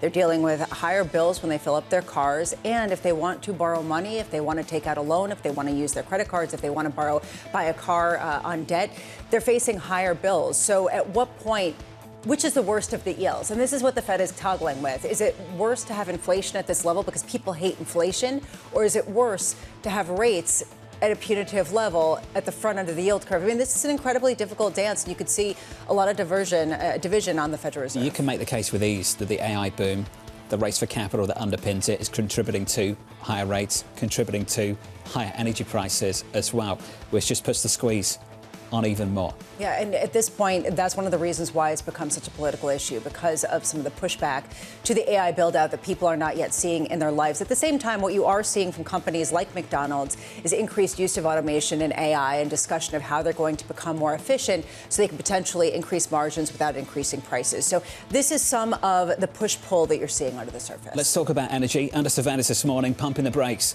on big oil. They're making too much money based on a shortage. They're making too much money. I don't like it. Chevron, too much money. ExxonMobil, too much money. When you look at one company where they made 12 times what they made the year before, they're going to give some of that back to the public.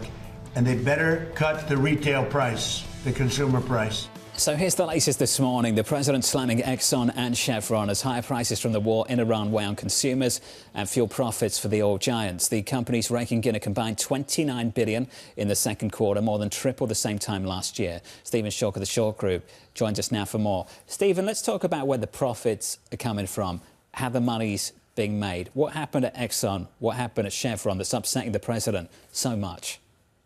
Oh, well, it's understandable here. I mean, we finally found an issue that Trump and a Democratic socialist can agree upon. He's chastising an industry that has made money in a quarter on a war that he started and has no apparent plan on ending.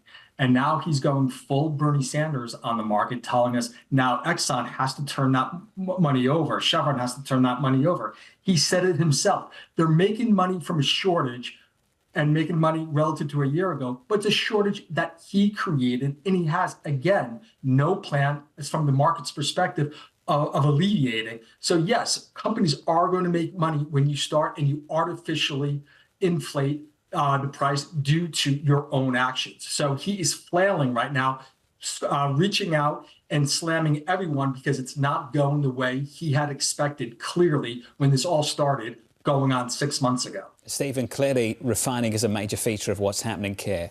What kind of utilization rates are you seeing across the industry? Where is the capacity to bring more refining online and to help get the gasoline price lower, not just stateside, but around the world? No, virtually none. I mean, because we were looking at a market where crude oil is going up and down every time the president changes his rhetoric. Last Thursday, he went full Dr. Strangelove. I'm going to blow Iran up, to 24 hours later, I'm John Lennon. Let's give peace a chance. And oil prices are reacting to everything the president says. What doesn't react is the reality, refining margins, the product markets. The market is telling us through the forward curve, both in the diesel market and the gasoline market, that we are short of product. And hence now the margins, the difference between diesel and gasoline and crude oil are massive. Therefore, the refiners are doing everything they possibly can to capture those margins. And therefore, they are running in the Midwest. They are running at virtually 100% of capacity. In the refinery epicenter in the Gulf Coast, they're running at 97% of capacity. So the refining industry is already pushed to its max at this point. So there's a very little more margin that the industry can do to get more gasoline to the market. They just can't wave a wand and throw some pixie dust on the market and all of a sudden bring retail prices lower. No, retail prices are higher because there is a shortage of product, and the ability refiners to bring more product to the market is already stretched to the max. Stephen, can the president do anything along the lines of what he's suggesting? I mean, if you channel Mike Wirth and you try to get into his head, is he just sort of rolling his eyes and saying, what a bunch of hooey, and it's never going to come to pass?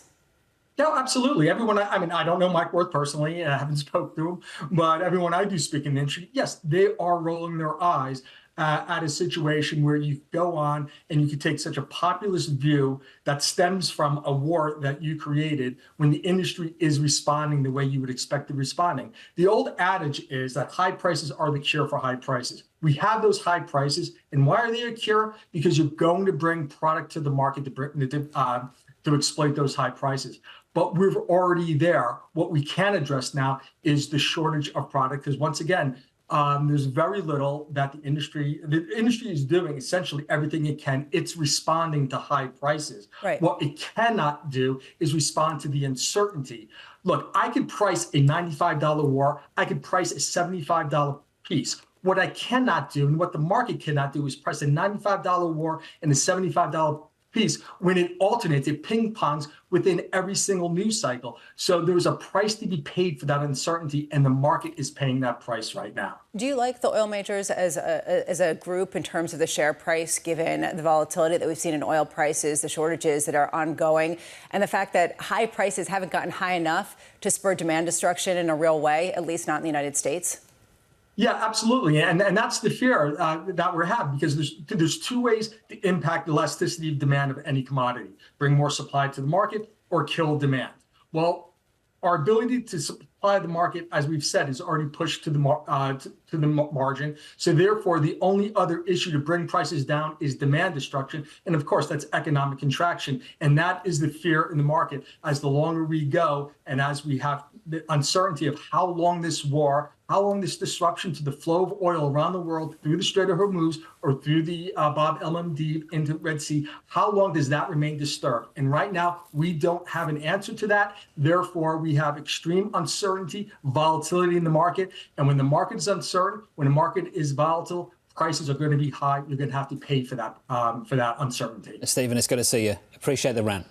I really do. Stephen Schork there of the Schork Group on the latest. Crude, 2 Fridays ago, triple digits on Brent. Brent this morning, 83 handle. Yeah, we've seen a huge decline, even with ongoing rhetoric and a conflict that is still on the precipice of potential escalation. Of course, we did get reports earlier this morning, both about the U.S. stockpiles, but also about Qatar, saying that there might be a framework for some sort of peace negotiation. Don't get people excited, Bramo.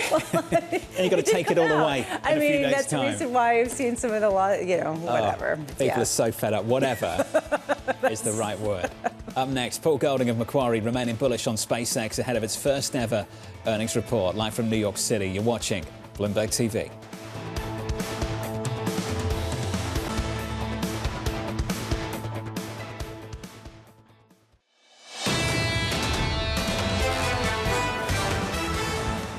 3 days of gains on the S&P 500, looking like we might make it day 4. Up 0.25% on the S&P over the previous 3 days, up by close to 4%. On the Nasdaq this morning, higher by 1 percentage point. The hyperscaler's been flying over the past few days. Software, IGV, has been up for 7 consecutive sessions, and the chips are doing okay as well. Something's changed in the world of tech. We'll get into that in just a moment. In the bond market, 2s, 10s and 30s, yields shaping up as follows. Around 470 this morning, up a single basis point. Impressive ISM manufacturing data earlier on in the week. In the last 24 hours, we've had a really, really nice read on manufacturing in America. The read on the labor market starts to pick up through the week. Tons of data between now and Friday when we get payrolls. Yeah, and later this morning we get JOLTS data, the job openings data that typically is lagging. A lot of people say it's messy, noisy, etc. But if you get a 1-2 punch with ISM manufacturing coming in at the fastest pace since 2022, with the employment component moving into expansionary territory for the first time going back to 2023, and then you get the punch with respect to the JOLTS of potentially wages going up, suddenly you have to imagine the market might be doing a lot of the work for the Federal Reserve, and they can maybe take solace in that. Can we just stay on fixed income? Just bring up that board again and look at 2s, 10s and 30s. For a long, long time, people would consider it hawkish if a Federal Reserve hiked interest rates and bearish for the equity market. Last week was weird. It was almost like everyone in risk assets was complaining the Fed hadn't hiked. Isn't that strange? Isn't that weird? There is a fear right now in markets that the Fed's going to lose control of the long end. And what some rhetoric from the Fed is saying, or around the Fed, or Fed adjacent, or Kevin Warsh adjacent are saying, is that this is a feature, not a bug, and that essentially the Fed never had control, and to the degree that they did, they shouldn't have. Let's let it go free like a bird, that long end of the yield curve. There are a lot of forces driving yields higher at the long end of the curve. And that one, if it gets away from you, you've got some problems very quickly.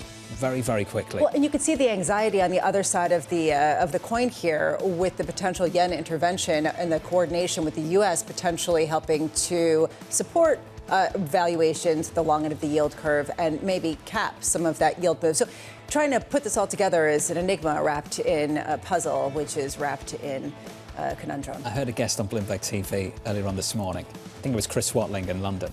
Made a fantastic point. He said, you never have allies who are friends, just shared interest, right?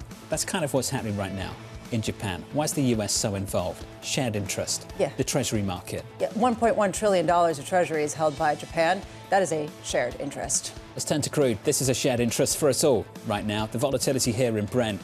2 Fridays ago, triple digits. We've had a move of 16 to 17% lower since then. Just this morning, another bounce, a rally, and then a sell-off. We're down 1/10% this morning, 83.65. I'll save you, Bramo. You don't have to talk about it. Qatar did say that language has been drafted on a possible U.S.-Iran peace deal, at least temporarily, but it's not confirmed, and maybe we'll be talking about it again later on, and we'll talk more. Worth 5 to 10% 2-3 months ago, wasn't it?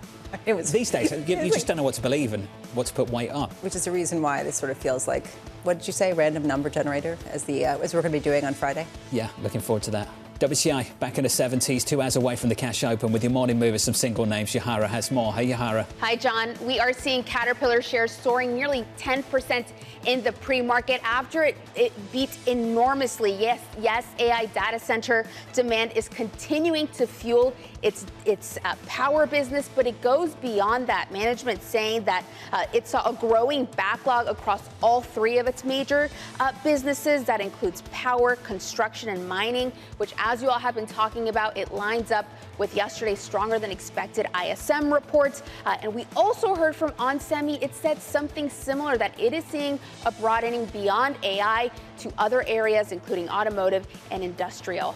Turning to McDonald's, those shares are up 1.5% in the pre-market after a profit beat gave investors enough to look past a slight sales miss, especially with shares down 13% year to date. As for what the fast food giant is telling us about the consumer, they're still spending when they go to McDonald's, but they are frequenting the restaurant less as higher fuel prices and food costs continue to pressure their budgets. And after a more than 25% pullback this year, we are seeing Palantir shares surging 15% in the pre-market after a blockbuster quarter that saw its U.S. commercial sales soar 149%, prompting the company to lift its full-year outlook yet again. John. Yahara, thank you. Stock is up by 15% in the pre-market. On our radar this morning, new concerns about the ammunition in the war with Iran. Reuters reporting the U.S. has used virtually all of its long-range precision missiles during the war, raising questions about supplies for current and future fighting. Elsewhere, Chinese officials expressing concerns about the cyber capabilities of Anthropic's AI models. Bloomberg reporting they see the potential for similar models to be used as offensive weapons. The concern adding to tension ahead of the Trump-Xi summit next month. And finally, the Trump administration set to host several AI companies at the White House today. Sources telling us here at Bloomberg, representatives from OpenAI, Anthropic and Google will be in attendance to discuss safety tests for new advanced models. And this follows what we saw last week with a couple of rogue models coming from both OpenAI and Anthropic that broke out because the restraints weren't great enough and hacked into a couple of different companies, including Hugging Face. Question here about how much the discussion is going to be about controls and how much of the discussion is going to be about open source versus closed source, and what type of regulatory moats they should put around some of these frontier models versus opening the doors more broadly in a competitive space with China. It is coming with China pushing back, saying we're a little bit worried about Mythos and some of these other things that you could potentially attack us with. So this is increasingly geopolitical as much as it is potentially domestic and safety concerns here. I've got one question, and it's a question that's absent given their visit to the White House. What happened to the conversation about shared equity? Where are we with that? And does that come up at this meeting? Good question. No idea. And I don't know if that's on the table now or if it's really an issue of trying quickly, to... didn't it? Yeah, I don't know exactly why. Maybe just I think that a lot of people thought it was kind of unclear what the goal was, whether it was a bailout or whether it was actually shared prosperity. I wouldn't be surprised to see that come up again in the next 24 hours. Let's talk about SpaceX gearing up for a big week. The company reporting its first ever public earnings after today's closing bell. The data coming before a lockup period for insiders expires on Thursday. Paul Golding of Macquarie remaining bullish on the stock, writing near-term volatility on the upcoming lockup expiry could continue for a bit, but fundamental advantages continue to drive the story. Paul joins us now for more. Paul, good morning. Good to see you. Great to be with you both. Thank you very much for being here. Can we just start with the post-IPO weakness? What do you think has been driving that over the last month or so?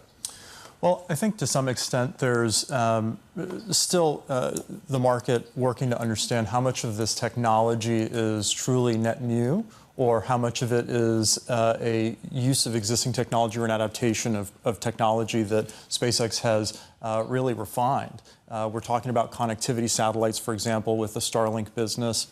We're talking about the ability to send mass into orbit at a fair sort of economic cost and driving the economic equation there. And so when we think about those components, I think some of this still seems like it's fairly far out there, well into the future. But as we've been hearing from the company and seeing around the AI satellite design, incremental news flow there and detail, we see that even to the company's own point, some of this is actually simpler than the technology they've already used for connectivity satellites.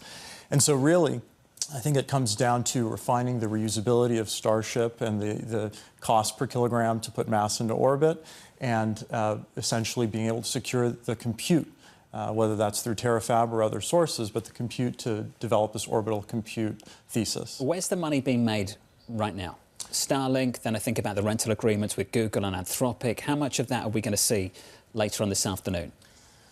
Well, as we said in our latest report, we actually think that Q2 actuals won't really be the focus because the timing of some of these rental agreements for cloud capacity really won't come on until Q3 in earnest in terms of seeing it in the financial impact. And so what we see as being core to this result is really management outlook, commentary around strategy, any incremental deals that might be announced with clients. But where's the money being made? It's being made in Starlink and connectivity. And we did hear in this sort of interim period about a deal for approximately 1,000 aircraft being done to deliver Starlink broadband to commercial airplanes. Who's a bigger competitor right now, Verizon and AT&T or the likes of Amazon? Well, that's what we see as being sort of the most interesting and compelling part of the story is that there is a moat because of this support that the business has from the incumbency in launch. And that allows it to play as a scale player potentially in all of these spaces, in various spaces at the same time. Do you think that the first, second, or third question will be, when are you acquiring Tesla? We can't speculate on not offering odds on that. No, but seriously, like, how important is the purchase or acquisition of Tesla to SpaceX's ambitions? I think what we would reference is Terafab as being key to this orbital compute thesis. And Terafab is a partnership, at least as it's been proposed, right, with Tesla. And that is core, in our view, to securing the amount of compute necessary to deploy, tens and tens of gigawatts into orbit and be able to deliver that compute at this, with this economic power to drive EBITDA in the way that we model. Paul, there's a great business there, a great fundamental business within SpaceX. I just have no idea how to value it. And this is certainly not aimed at you. But I think a lot of financial institutions on Wall Street were high on a record IPO. And I certainly didn't know what to believe when I started to see these massive numbers of total addressable market. I mean, you could just sort of make this up about what it's going to be because the business doesn't exist yet. There is no market. So you can put any number on things. How do you value this company? And what do you value it on? Lisa asked a great point. Is it a telecommunications company? Is it a neo-cloud firm? How do you value this company? Well, the good thing about the verticals that it's in is that there are terrestrial equivalents in sort of distinct subgroups. But we use a sum of the parts. And even within a sum of the parts, if you look at the AI business, there's AI infrastructure and there's AI software, essentially, frontier models, X, and the advertising potential that comes with that. When we look at that, you can look at launch and the space segment. It has existing incumbents, primes, and others, although I would argue that given the success of the Falcon program, the reusability, how far ahead SpaceX is relative to the rest of the landscape, it stands in a league of its own in that category. And the same goes for Starlink with, at the time of the IPO, approximately 9,600 satellites, but we would expect well in excess of that.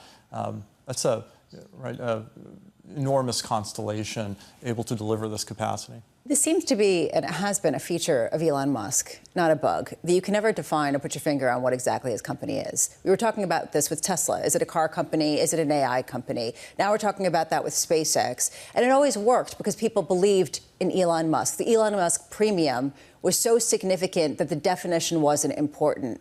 Is he losing that premium? This thesis, as it relates to SpaceX maturing into these segments in this TAM, I think is really going back to the first question and what we talked about with respect to what's the market missing. I think it really comes down to the technology and visualizing it. And we hear a lot, we've heard a lot in the marketplace about data centers in space. And we're not really talking about data centers in space. We're talking about satellites that have GPUs in them, that have laser communication to create a mesh. That laser mesh is already being used across the Starlink constellation. These are not as sort of science fiction as one may think. Paul, well framed. It's good to see you. We appreciate your time, sir. Thank you. Paul Golding there of Macquarie. That stock is up at the pre-market by 2%. Those earnings coming a little bit later on today. Let's give you an update on news elsewhere this morning with your Bloomberg Brief. Back with us, here's Vonnie. Hey, Vonnie. Hey, John. Thank you. U.S. states are pushing back against President Trump's new global tariffs. 25 states filing a lawsuit over the administration's use of Section 301 of the 1974 Trade Act. The states alleging the new tariffs use the statute improperly. Attorney General nominee Todd Blanche's confirmation may be moving forward in the Senate. Two holdout Republicans are backing a deal with Blanche to formally rescind an order for a so-called anti-weaponization fund. The Senate Judiciary Committee has scheduled a vote on Blanche's confirmation today.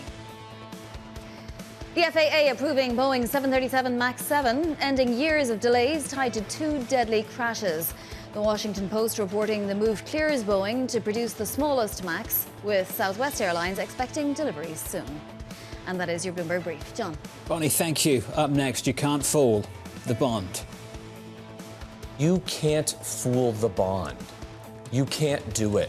The bond will see through it. If this continues, the bond will continue to reflect a greater inflation risk premium and more uncertainty. I've got to say, we've had some fantastic rants already this week, and that was right up there, right? Mark Cabana, Bank of America. You can't fool the bond. He was like looking down the barrel of that camera. Yeah, he wasn't even talking to us. He was talking to somebody else. He was talking to someone whose name rhymes with Evan Marsh. Yeah.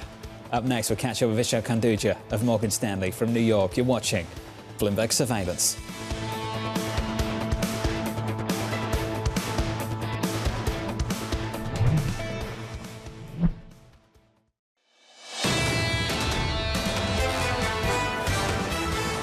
Near session highs right now on the Nasdaq, higher by 1%. What a run we've seen on the Nasdaq 100. What a run we've seen for big tech just over the past few days. Microsoft and Amazon up some 25% in 3 sessions. Alphabet up 12% in 2 days. Meta up by something like 10. Those earnings misses for some of those names long forgotten. In a few days in this market, not just the hyperscalers, software and the chips doing okay as well. Equity futures at the index level on the S&P up by 1/3 in the bond market, 2s, 10s and 30s, just holding on to recent highs around 470 on 10s this morning, down a single basis point. Likewise on 2s, but settling around this new level in the 460s on 10s, the 420s on 2s, just can't get away from 470 and 430 respectively with any degree of comfort, just with the prospect of a lot of things lining up to push yields even higher. Yeah, and really the key question, I think, for a lot of people in markets this week is how will traders respond to the data that comes in, right? At what point do you see that much more volatility around data points like non-farm payrolls on Friday or even JOLTS data coming out at 10 a.m. Eastern today? If you do get a hotter than expected number of job openings, but also wages or even the quits rate going up disproportionately, that could potentially also trigger a further move up in yields. Well, look out above, never mind look out below. This came from JPMorgan, forecasting 485 on 10s, previous forecast 470, forecasting 540 on 30s, previous forecast 520, 540 and 485. It's a different bond market. If you go around Wall Street and you ask different desks who are in the fixed income market whether they're willing to go long duration, very few of them say yes. They all are focused on short duration bonds. What Scott Bessent was talking about earlier this morning was that the end of forward guidance is detox. And if this is a detox exercise, what we're seeing right now is people going through some serious withdrawals. Can you tolerate the pain? And maybe that detox, that pain hasn't even started. Under surveillance this morning, you can't fool the bond. You can't fool the bond. You can't do it. The bond will see through it. If this continues, the bond will continue to reflect a greater inflation risk premium and more uncertainty. We are looking for a plan, and we don't see one right now. And that is what the long end of the rate curve is telling you. So here's the latest this morning. Treasury yields holding steady as investors await a slew of employment data due out this week. Lingering inflation concerns weighing on markets following last week's hawkish hold from the Fed. Vishal Khanduja of Morgan Stanley writing, we still find fundamental conviction in disinflation showing up in more meaningful and broad-based fashion, which will allow the Fed to be on a long hold. Vishal joins us now for more. Vishal, welcome. If you've got a hold at the front end, where does that leave the long end of the curve?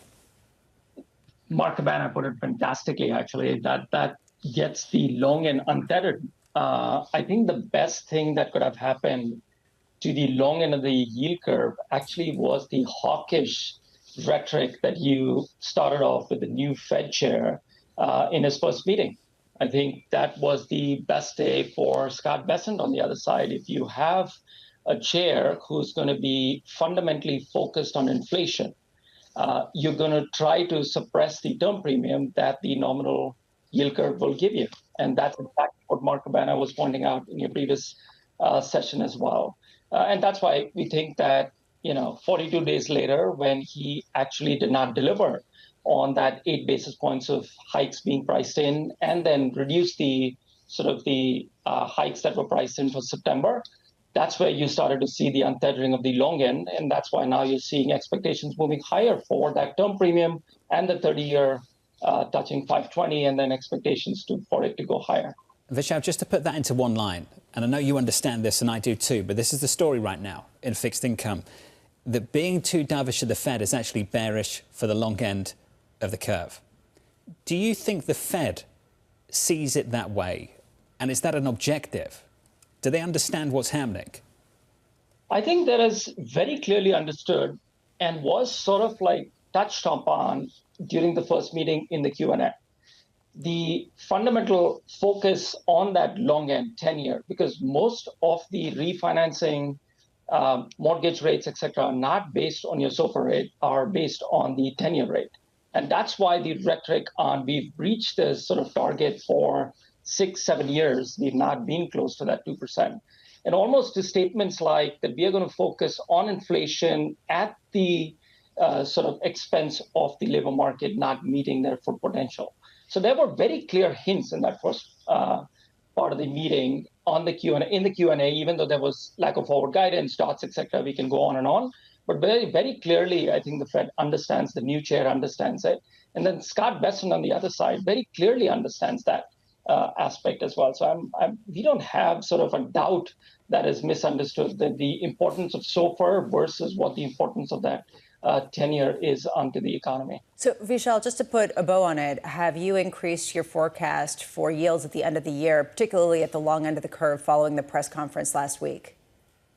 We've definitely increased our 30-year forecast, and that's why we are in steepeners. So we have increased duration, but our duration is focused on that sort of 5 to 7 year part. Also, I think, Lisa, what is important here, that the move in nominal rates has been only focused on the real yields, not inflation expectations. So that 5-year inflation expectations are still stubbornly around that 225. But your real yields on the 5 and 10-year part are mainly explaining that nominal yield curve move. So that's why we find these levels fundamentally from a valuation perspective, roll down carry perspective, your basic bond math, extremely attractive. But you need to pick out that 5 to 7 year part and stay away from that 30-year. Okay, why do you want to stay away from the 30-year? What would it take to entice you back in? I think the term premium, the 5s, 30s, is hovering around 80, 82 basis points at the moment. The lowest it was about 62. Last year, if you rewind the clock back probably 18 months, it was negative 100, meaning the economy was telling you that the growth is not there. But now you're pricing in good growth.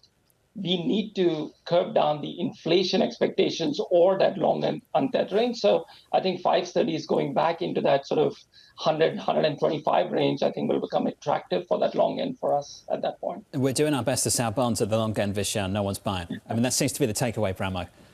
Pretty much. 30s, can't get people to touch it. When you talk to people, they say, maybe we'll dip our toe in 5 to 7 year, but 30-year, what are we buying? And ultimately, you saw earlier last week, you saw the real yield on 30-year treasuries going up close to 3%. So it really hit some of the highest levels it's been in years. Vishal Khanduja of Morgan Stanley. Vishal, always good to catch up, buddy.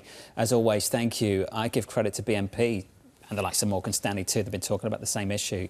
But BNP came out a number of months ago and said, don't think of 5 as a ceiling for this yield curve. Think of it as the start of maybe something more, and you're seeing it take on a life of its own at the long end. So really, ultimately, is this healthy? Is this sustainable? Is this something that is going to restrain inflation in a positive direction? I mean, these are the questions that economists are going to be thinking about. There are elements that are healthy and elements that aren't. Is that fair? It's a reflection of decent growth on the one hand. On the other hand, it's a reflection of deficits and a lot of financing. Let's put it that way. And some debt sales coming from the entire world. Up next, Deepak Puri of Deutsche Bank, the third hour of Bloomberg Surveillance, just around the corner.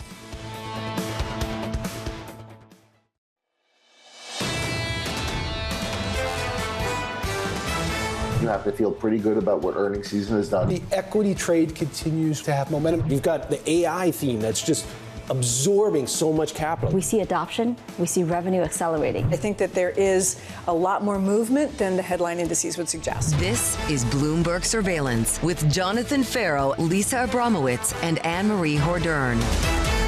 Live from New York City this morning. Good morning, good morning. For our audience worldwide, the third hour of Bloomberg Surveillance starts right now in your price action. The scores look like this. We're positive a third of 1% on the S&P, up 1% and change on the NASDAQ. The rally in tech continues.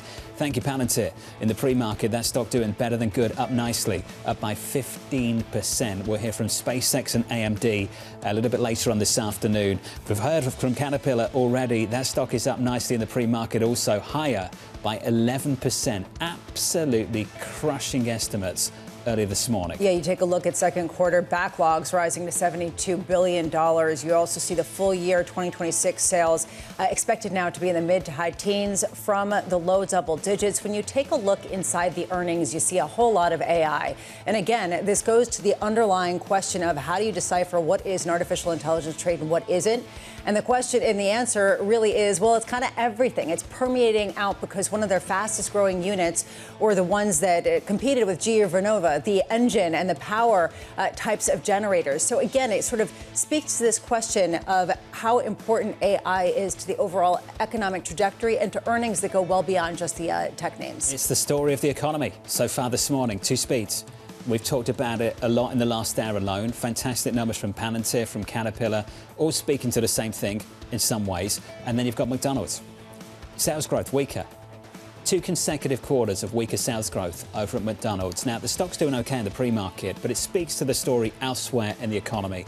It speaks to the squeeze that the president is increasingly sensitive to. The K-shaped economy on the lower end of the income sphere, feeling the higher prices with respect to gasoline and other distillates, also seeing higher prices more generally. The inflationary pressures clearly weighing on consumer sentiment. You're seeing this with respect to some people not going to McDonald's or some other fast food restaurants as much, although you are seeing some fast food restaurants that cater to a higher end consumer do better, and you're seeing the total ticket prices at McDonald's do better. So here's the question. Are people at the lower end of the spectrum getting squeezed more than they are being helped by artificial intelligence? The idea that AI and the build out is expensive, it's pushing up prices. When do you get the efficiencies that can offset that? And ultimately, you can feel that tension in McDonald's when they come out and they say we're going to use some of this technology to make ourselves more efficient, at the same time that all of this is also causing prices to go up. That stock is up by 1%. Let's talk about the bond market too. 2s, 10s and 30s. Yields down about a basis point this morning. Call it 2 on 10s. Lisa's talked about a great ISM manufacturing, I think, at a 4-year high in yesterday's session. Fantastic. Still around 470. You know the news of the last week or so around the Federal Reserve, keeping rates unchanged, but dissent from Kashgari of Minneapolis, dissent from Logan of Dallas, dissent from Hammock of Cleveland. We've just heard from Paulson of Philadelphia. Mike McKee has more. Good morning, Mike. Good morning, John. Well, you want a reaction function? We are getting it, not necessarily from Kevin Warsh, the chairman, but Anna Paulson, the president of the Philadelphia Fed, is out with an essay this morning explaining what she thinks of the economy. She's still in the hold camp, but she is growing more concerned, citing subdued wage growth, elevated mortgage rates, and muted housing markets. All of this information, she says, points to current policy being mildly restrictive. The other possibility, however, is that current policy is not restricted enough to deliver our target rate of 2% inflation. The most compelling evidence for this view, straightforward: inflation has been above the target for more than 5 years. Persistently elevated inflation suggests more restrictive policy may be needed. She says, stripping out tariffs and energy, Paulson sees underlying inflation somewhere between 2.4 and 2.8%, and that is the metric that she is using. If you want the reaction function, she wants to see months, plural, of improving inflation data and signs that pressures from tariffs, energy, and AI are contained. If instead underlying inflation remains stubbornly elevated, the passage of time without progress would itself signal that more restrictive policy is needed. She wants to see months of declining inflation, and we will get 2 inflation reports before the next Fed meeting, so she could be lined up, if we don't see declines, to vote yes for a rate increase. Interestingly enough, just a moment ago, we heard from Scott Bessent on CNBC saying that he thinks that Kevin Warsh is going to do the right thing, that he wants to maintain his options, and the end of Fed forward guidance is detox for the markets. And also, Lisa, you were mentioning McDonald's and the K-shaped economy. There's a headline from Scott Bessent saying, I am sick of hearing about the K-shaped economy. Mike McKee with the latest. Michael, thank you. Thank you very much. Anna Paulson of Philadelphia, a voting member on this year's Federal Reserve. Of all the quotes Mike read, this one jumped out. If instead underlying inflation remains stubbornly elevated, the passage of time without progress would itself signal that more restrictive policy is needed. Haven't we satisfied that test already over the last few years. You mean that we have not hit our 2% target for more than 5 years? How much does passage of time need to be to count as maybe leading to this question? Based on the feedback we've had from Fed officials so far, I'm not sure the other Fed officials want to go through that detox process. Deepak Puri of Deutsche Bank is with us around the table. Deepak, good morning. Good morning. Let's get to reflections on the Federal Reserve and your outlook for policy. Have things changed in the last week for you? I think things changed in the first meeting itself when Kevin Walsh, the new Fed chair, said that he's going to let the markets dictate some of the Fed moves, and the forward guidance is going to be somewhat of a question mark, especially with regards to what he feels, right? So that dot plot was missing.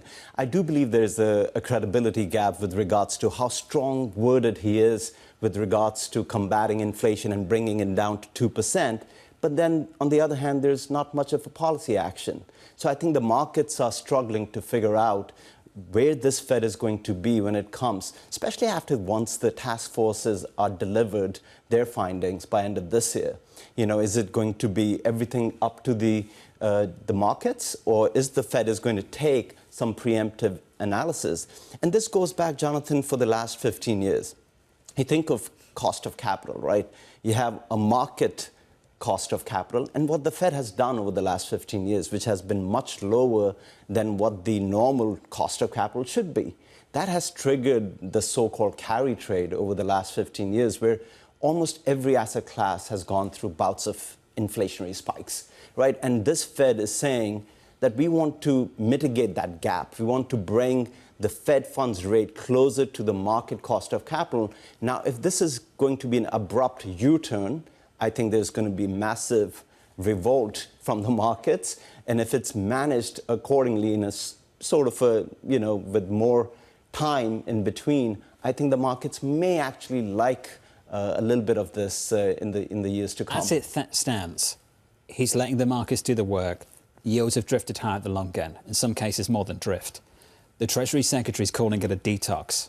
I'll just make this very simple. Based on what you've heard, do you believe that is bullish or bearish for this stock market? And that's the big question. I think part of it is definitely bullish, because one could argue that the rates are going up because of better economic growth that the bond markets is expecting going forward. And you only have to look at some of the data that's been coming in. But on the other side, one could easily say, and some of your previous speakers have said that it could be the term premium, or it could be the inflation expectations. And then I look at the recent GDP data, right? The real GDP data quarter over quarter, seasonally adjusted, was 1.5%. When you look at the nominal number, it was at 7.9.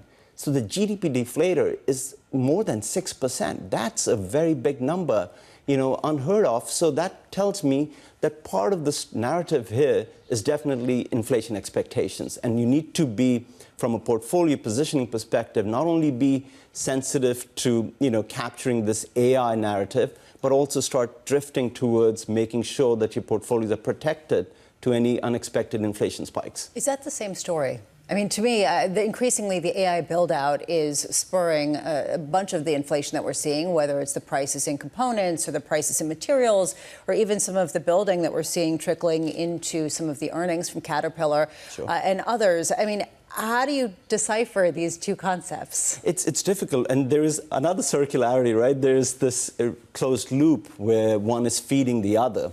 And I think we are in the middle of an exceptionally good earnings season. This might be the peak of earnings. So for me, the big test for these markets is going to be, how severe is the drop going forward?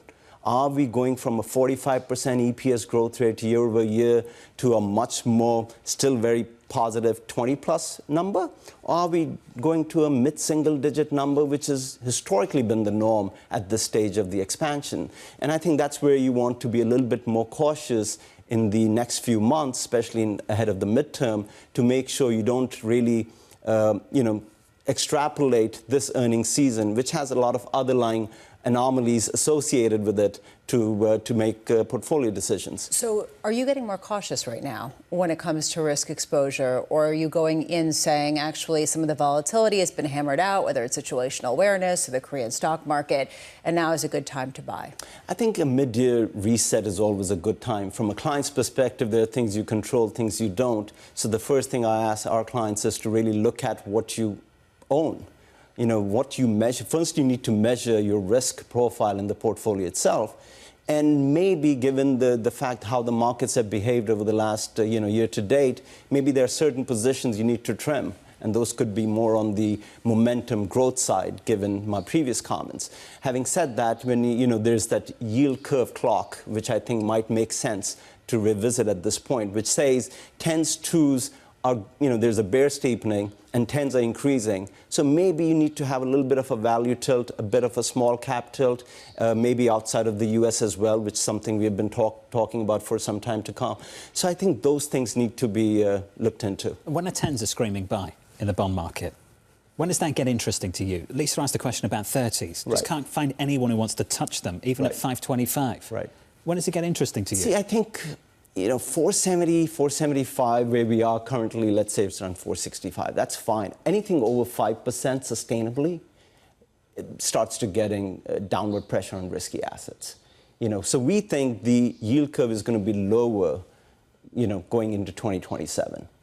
And that's primarily driven by some softness that we see emerging in labor markets, softness in the economic growth. So you think it might be a good time to extend duration now then, based on those comments? Maybe wait a bit, because there's still no 6 months from now till the start of the 2027, right? And the bulk of the action is going to come, I think, in the September and October Fed meetings. So I think you could still see, given what the underlying dynamics are, that the markets might test. The 10-year might go to 5%. Concern really is, would it be sustainably over 5%, knowing the kind of debt and deficits we are carrying, and the interest payment on the debt is really going to be an important factor for the incoming, That's what I worry about with the long end of the curve. If you start to outsource monetary policy to the long end of the yield curve, that it can take on a life of its own. Indeed. And high yields beget high yields. You start to get to 10 to 5%. You see this dynamic take place over in Europe, and things can get away from you without control. Yeah, no one wants a Liz Truss moment here in the United States, and that is the fear. And ultimately, when they come out with the refinancing agreements, with the refunding agreements from the Treasury, how much will be coming in 30-year yields? I wonder how big that issuance will be. Not much. Yeah, I'm guessing probably pretty small. Deepak, thank you. Appreciate it, sir. Thank you. Still at 8,200 for next year? Indeed. 8,200, OK. About 12 months out. Deepak Puri there of Deutsche Bank Private Bank. Equity futures this morning positive by about 1/3 of 1% on the S&P 500. Some risk events on the horizon for people in this bond market, and unwillingness, Lisa, to step in just yet, even with 10s around 470 and 30s around 520. And this is a reason why we've seen such a significant move last week in the wake of the Fed, because if the Fed wasn't going to give confidence that they were going to move at the front end, well, you can't fool the bond, and that's what we've heard over the past couple of days. Epic from Mark Cabana. I love it. Mark Cabana came fired up. Not to talk to us. No, he wasn't talking to us. Just to have his moment. We just helped facilitate it. He had his moment. I'm here for it. Let's get you an update on news worldwide. With your Bloomberg brief, Vonnie Quinn has more. Hey, Vonnie. Hey, John, thank you. Philadelphia Fed President Anna Paulson raising new concerns about inflation. Paulson writing in an essay this morning that she is keeping an open mind on the path for interest rates. Paulson voting for a hold in the July meeting, but writing higher inflation without progress would signal more restrictive policy is needed. New concerns about the US weapons stockpile. Reuters is reporting the Army has used virtually all of its long-range precision missiles in its 5-month war with Iran. The report raising questions about the US's ability to deter its adversaries, including Russia and perhaps China. Anthropic striking a deal for compute capacity from an NVIDIA-backed cloud startup. The $10 billion deal with Volta provides Anthropic with resources from a data center in Norway. The move marks the cloud maker's latest effort to keep pace with demand for its products.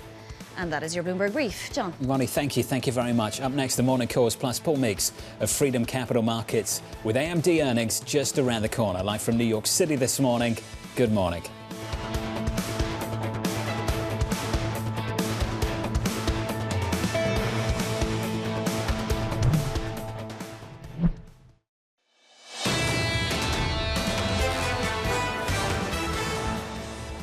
If we're looking all across, the semi ecosystem, where you get to points on the margin side of things where it gets a little bit too lofty, too good, you're going to see growth rates start to decelerate for the semi ecosystem over the next couple of quarters and years. The market needs to digest that and find kind of a proper multiple for the industry.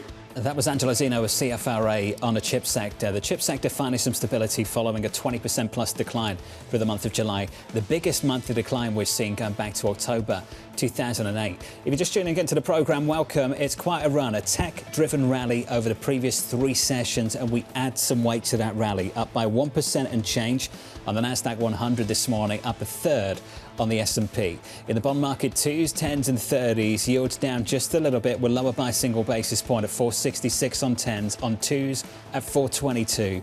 The data in the last 24 hours really quite powerful. ISM manufacturing 4-year high. The employment component really decent too, positive. Haven't seen that for a long time. That's encouraging going into payroll, so watch this space on that front. And then later on, we'll get some data, some labour market data, and that labour market data builds through today and into Friday. They'll speak to the tightness or not of the labor market when we get the job openings and the quits data, which a lot of people look to as potentially the more accurate read on exactly what this labor market looks like. And it's a great predecessor to what we get on Friday, the non-farm payrolls. If we get an upside surprise, does that put potentially the Fed in play, even without Fed Chair Kevin Warsh necessarily endorsing, or we don't know, with respect to a rate hike? So we've had dissent from Logan, Hammack, Kashkari, 3 of what I would call the 4 rotating Fed presidencies, because New York always gets a vote. The other one is Paulson of Philadelphia, voting member this year on the committee. How close are we to getting some dissent from someone like Paulson of Philadelphia? When you go through the quotes, the work she's put out this morning, I think we've already satisfied some of her thresholds for hiking interest rates, even though she says herself, we're not there yet. It feels like the bar is actually higher to not hike, which is true progress on inflation over the next couple of months before September, saying that she is increasingly concerned and expressing the impatience we've heard from other Fed officials. It has taken so long, and so the bar is that much higher to show that we actually are going to make progress to that 2% goal. This is the runway to the September decision, and that runway is lined with a lot of data. Payrolls on Friday, one more data point after that on the payrolls front. And then you've got 2 CPI prints going into the Fed meeting, the middle to the end of September. And you've got a Jackson Hole speech too, which right now is a blank page of paper. That's a lot of work to be done between now and then to see if any other officials begin to vote with the dissenters. Yeah, and that's the reason why we're probably going to get quite a bit of volatility when it comes to some of the data reads, whether it's CPI, whether it's the JOLTS data, or whether it's non-farm payrolls. JOLTS later, payrolls Friday. Let's get you some morning calls. First up, Oppenheimer, downgrading Walmart to market perform, seeing a, quote, less compelling outperformance case. His second call from Citi, raising its price target on Palantir to a street high, citing its second quarter earnings beat for the hike. And finally, Stifel, initiating coverage on SK Hynix with a buy rating, noting it's well positioned to benefit from the AI build-out. That stock is up this morning by more than 4%. AMD results due after the closing bell. Analysts expecting a solid quarter from the chip maker on strong AI demand. Paul Meeks of Freedom Capital Markets writing, I'm interested in their CPU and GPU deals with hyperscalers and neoclouds. Paul joins us now for more. Paul, welcome to the program. It's good to see you, sir. Let's spend some time on the gap, just the gap between NVIDIA and AMD. What has AMD done that's encouraging to help close that rather large gap? I think they've set themselves up nicely to be a strong number 2 with their GPU business. And of course, they have a legacy CPU business that NVIDIA is only entering now. But I think that the gap, Jonathan, is unjustified. You have AMD trading at not just a slightly higher multiple, a much higher multiple, even though NVIDIA is 7 times the size. And believe it or not, even though maybe the rest of the street thinks differently, I would not be surprised that despite its relative size, that NVIDIA does not grow its top line even faster than AMD. So I like them both. I support them both. I publish on the AI infrastructure name, so this is all part of my ecosystem. But I'm a buyer of NVIDIA. I would not buy AMD at this level. You wouldn't buy AMD at this level? I would not. particularly because we have news coming. But Jonathan, we probably shouldn't see many surprises because only a week ago, AMD had their AI day for analysts like me. And of course, the key thing with this story is almost not even what they produce as far as numbers financially, but do they perpetuate the narrative that AI spending will continue, not into 27, but into 28 or beyond? And at the end of the day, what we're all waiting for, will we monetize all this spend? Paul, I think we will, but I don't think sector, we'll see much evidence of it for a while. Paul, just to sort of counter that, doesn't the whole sector have to counter that particular argument? Why is it just AMD? Oh, no, it's much more than that. I think Dr. Lisa Su, the CEO, she's a rock star, well respected. We need her to spend maybe 20% of her time talking about the outlook for AMD and 80% of her time perpetuating the narrative. So, Jonathan, yes, I agree. It has to be supported by the entire ecosystem, not just in their near-term financial results or their guided to next quarter results, but what they're saying about CapEx spending, not just the rest of 26, but 27 and 28. What are you looking for specifically, Paul, when it comes to agreements with hyperscalers that have already been inked and potentially those still to come? So what I need to see is each of these data centers are typically financed through a special purpose vehicle. And because the customers are most often investment grade hyperscalers, the companies like a CoreWeave or an IREN or a Nebius that I all published on, they will be able to lever their customers' investment grade rating to get lower cost debt because they're going to have to add a lot of debt. And so this is what I'm probably most concerned about. You have to have or continue to have a very receptive debt market for these particular GPU financed bonds. In other words, you're saying that AMD has to be the backstop for a lot of the build out, regardless of whether they are the sole beneficiaries, even if they potentially are helping their competitors as well, but they need to be the backstop in order to keep the spending going. Is that right? That's right. And they've done some deals even recently, like with Cerebras, for example, in which, yes, their heft, their balance sheet, their reputation allow some of their neo-cloud vendors to finance at much lower rates because those companies on their own typically have subprime balance sheets. Paul, it's good to see you. Interesting thoughts at the end there. Paul Meeks there of Freedom Capital Markets. We saw something similar, not the same, but similar from the likes of Broadcom as well in the last few months. We're at this creative stage of finance where it becomes, I think, more about capital markets than just technology, more about capital markets than just solely technology. The story's changing. We're starting to see a little bit of pushback, also the amount of capital they actually have to raise. Again, it shows how much the liabilities might not be represented fully transparently on some of the balance sheets here. Up next on the programme, Yelena Shulyatyeva there of the Conference Board expecting a steady slowdown in the labour market. We'll get her outlook for the labour market with a week packed full of jobs data.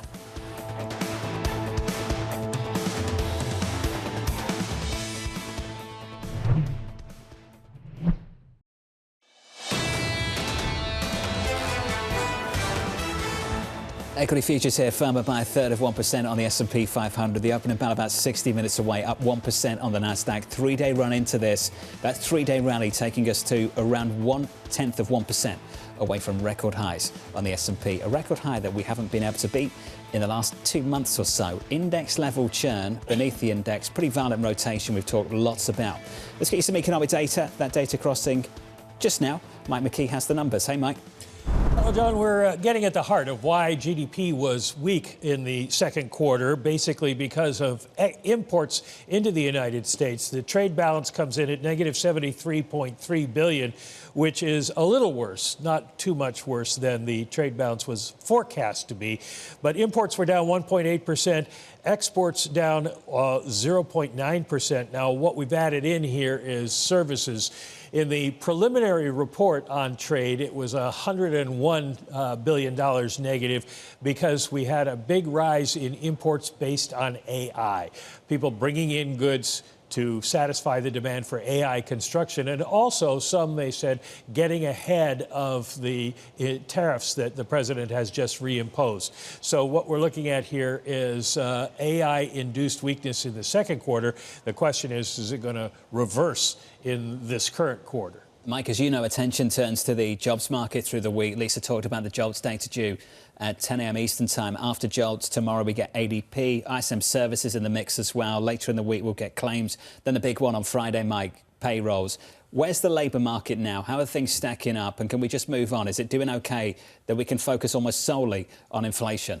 Every indicator that we have seen suggests it is doing okay. The ISM Manufacturing Employment Index was up over 50 for the first time in a couple of months. And then we expect the same from the services industry data that's out tomorrow. Of course, we'll get, as you mentioned, ADP. But when you look at the jobless claims numbers, they don't suggest there's any great loss of jobs. So probably at this point, the risk is to the upside in the jobs numbers. And as you heard from Anna Paulson earlier today, labor market is stable and they can look beyond that, and the focus is squarely on inflation. Mike McKee, thank you, sir. Mike McKee with the latest. That's basically what you heard from Beth Hammack of the Cleveland Fed going into the meeting, into the quiet period in that LinkedIn statement. There is no conflict in the dual mandate. The labour market's fine. I wouldn't say it's fantastic, but fine. We should be focusing on above target inflation and working to do something about it. Yeah, and the nail that would really be driving this point home would be the potential for any kind of wage gains to fuel wage-driven inflation. And that, I think, is why people are looking at that quits rate and, of course, of the wage component of the jobs report. Let's talk about the jobs report. Yelena Shulyatyeva of the Conference Board looking ahead to this week's triple dose of labour market data, writing, we expect the labour market to continue to cool in an orderly fashion while labour cost inflation pressures remain contained. Yelena joins us now for more. Yelena, good morning. Good morning. Let's just start with the outlook. Lots of data through the week, concludes with Friday. And on Friday, we'll get the payrolls report. The estimate in our survey around 80K, unemployment in the low fours. Do you consider that a tight labour market, one that's loosening? What is that? How would you characterise things at the moment? It depends on what you look at. And if you just look at payrolls numbers, it's probably above that break-even level. So from that perspective, it could be a little tighter. But I would also throw one more indicator in the mix that is coming this week, unit labor costs. So that has been hovering around 2% on a year-over-year basis, like trend-wise. I think this is consistent with inflation, core inflation, actually stabilizing at a lower rate. So, we don't see any wage pressures in the economy. And for that reason, I will be watching average hourly earnings on Friday. Are wage pressures a lagging indicator? And I ask this because the inflation is coming from other places, but it's a tight labor market where potentially workers could ask for higher wages, which is something that John asks for a lot. And some people will argue that in this cycle, with consecutive supply-side shocks and this secular drive to build out AI, the wage inflation could follow some of the other inflation, not the other way. So, yeah, wage inflation is the lagging indicator in some sense. But, I look at consumer a lot. And what I see is not just, growth driven by AI, but also growth in the consumer sector that is telling me that it's slowing, actually. And it's probably going to slow even more, given what personal income statistics are telling us. So, and personal income is related to wages. So there's some of chicken and egg kind of thing as well.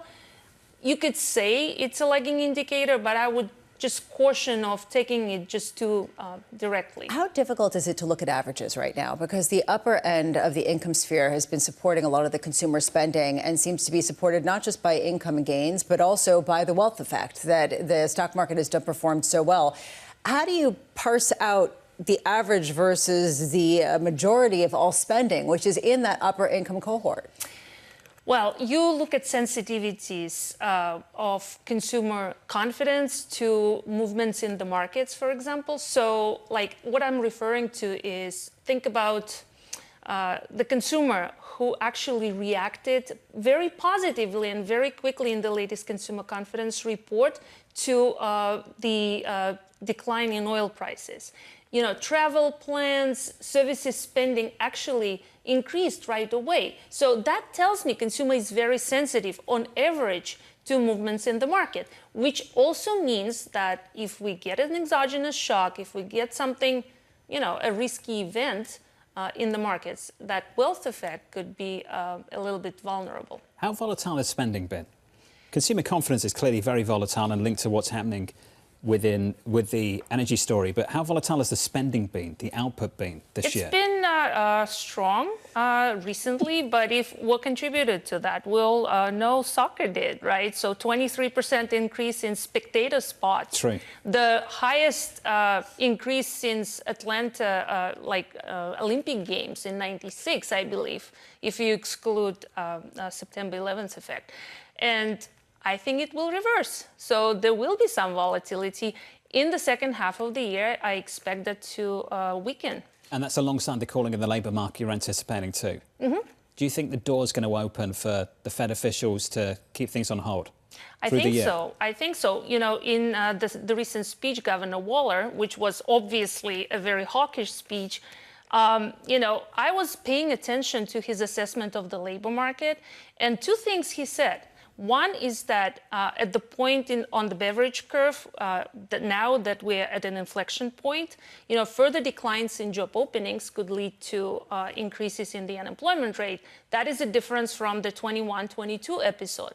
And another thing is, again, going back to the wages argument, I think wage growth at 3.5% average hourly earnings is consistent with 2% inflation. If that's the case, then why is an ambiguous Fed or potentially a Fed on hold a reason to sell the long end of the yield curve, right? I mean, if I were going to quote Mark Cabana, you can't fool the bond. Well, the bond is sending a message right now, and it actually is reflecting strong growth and a potential inflation risk. It's because of the lack of, explanation in the reaction function. And we are so grateful for those, to those Fed speakers who are willing to explain their reaction function. Do you think that the long end of the yield curve going higher is more punitive to the economy or a bit more messy than using the front end of the yield curve to control? Housing market, right? That is already in a very dire place. That is definitely hurting that part of the economy, at least. I would say that consumer affordability overall definitely is linked to the long end of the yield curve, and it's already in a very questionable spot. Yelena, it's good to see you. Appreciate My it. pleasure. Yelena Shulyatyeva there of the conference board on why we might be able to avoid a hike later this year. Yeah, we could potentially get that deceleration. And this is the argument, and it's a legitimate argument. I think the issue is it wasn't expressed. And he was given, Fed Chair Warsh was given an opportunity to come out and say, this is the reason why we're on hold, is because we're not seeing these incredible pressures. We'll see what we get. But he didn't offer that. So there wasn't a sense of what exactly caused them to remain on hold, even with those 3 dissents. For all the talk that the Fed hasn't articulated or communicated a reaction function, the Fed chair hasn't. Plenty on the committee, to Yelena's point, are willing to do completely the opposite. And still this morning, we've got evidence of that. Yeah, I love the idea that Jim Bianco said, which is the dissents of the new forward guidance. Right. And one way of looking at things. And essentially, that's what we're seeing right now. They're a lot louder. Payrolls on Friday. The estimate in our survey, 80K. The range, pretty wide. It's always wide. The high is 157. The low is 40K. Unemployment, the one to watch here. Can that drift down towards, say, 4%, get closer to that kind of threshold? Because I imagine that would start to get some officials on the committee nervous that maybe we are closer to that point where this labour market could be a source of inflation. Hasn't been a big source of inflation over the last year or so. Wages have held in, but haven't been fantastic. Maybe that changes if things continue at this rate. And that's why people are saying there could potentially be quite a big reaction, not just to the overall jobs number, but also under the hood. When you take a look at wages, when you take a look at the JOLTS data today and the quits rate, that's going to matter. JOLTS, ADP, claims, payrolls, tons of labour market data through the week. Let's get you an update on news elsewhere this morning. With your Bloomberg brief, Vonnie has more. Hey, Vonnie. Hey, John, thank you. The Trump administration is drafting a ban on U.S. imports of data centre components from China. Reuters reporting the proposed ban aims to prevent China firms from installing malware or stealing data critical from centres critical to the AI boom. President Donald Trump slamming ExxonMobil and Chevron for their soaring profits as oil prices surged during the war in Iran. Trump said the biggest U.S. oil companies are, quote, making too much money and urging them to give some of that back to the public and cut retail gasoline prices. New York City Mayor Zoran Mamdani revamping the Mayor's Fund to advance New York City. Mamdani dismissing long-standing business and civic leaders who advise on the non-profit philanthropic fund. The administration will reveal the new board later this year. And that is your Bloomberg Brief. John. Vonnie, thank you. Appreciate it. Up next, we'll set you up for the day and the week ahead, and we'll catch up with Eric Cantor of Moelis and company on the volatile year for markets ahead of midterm elections later this fall.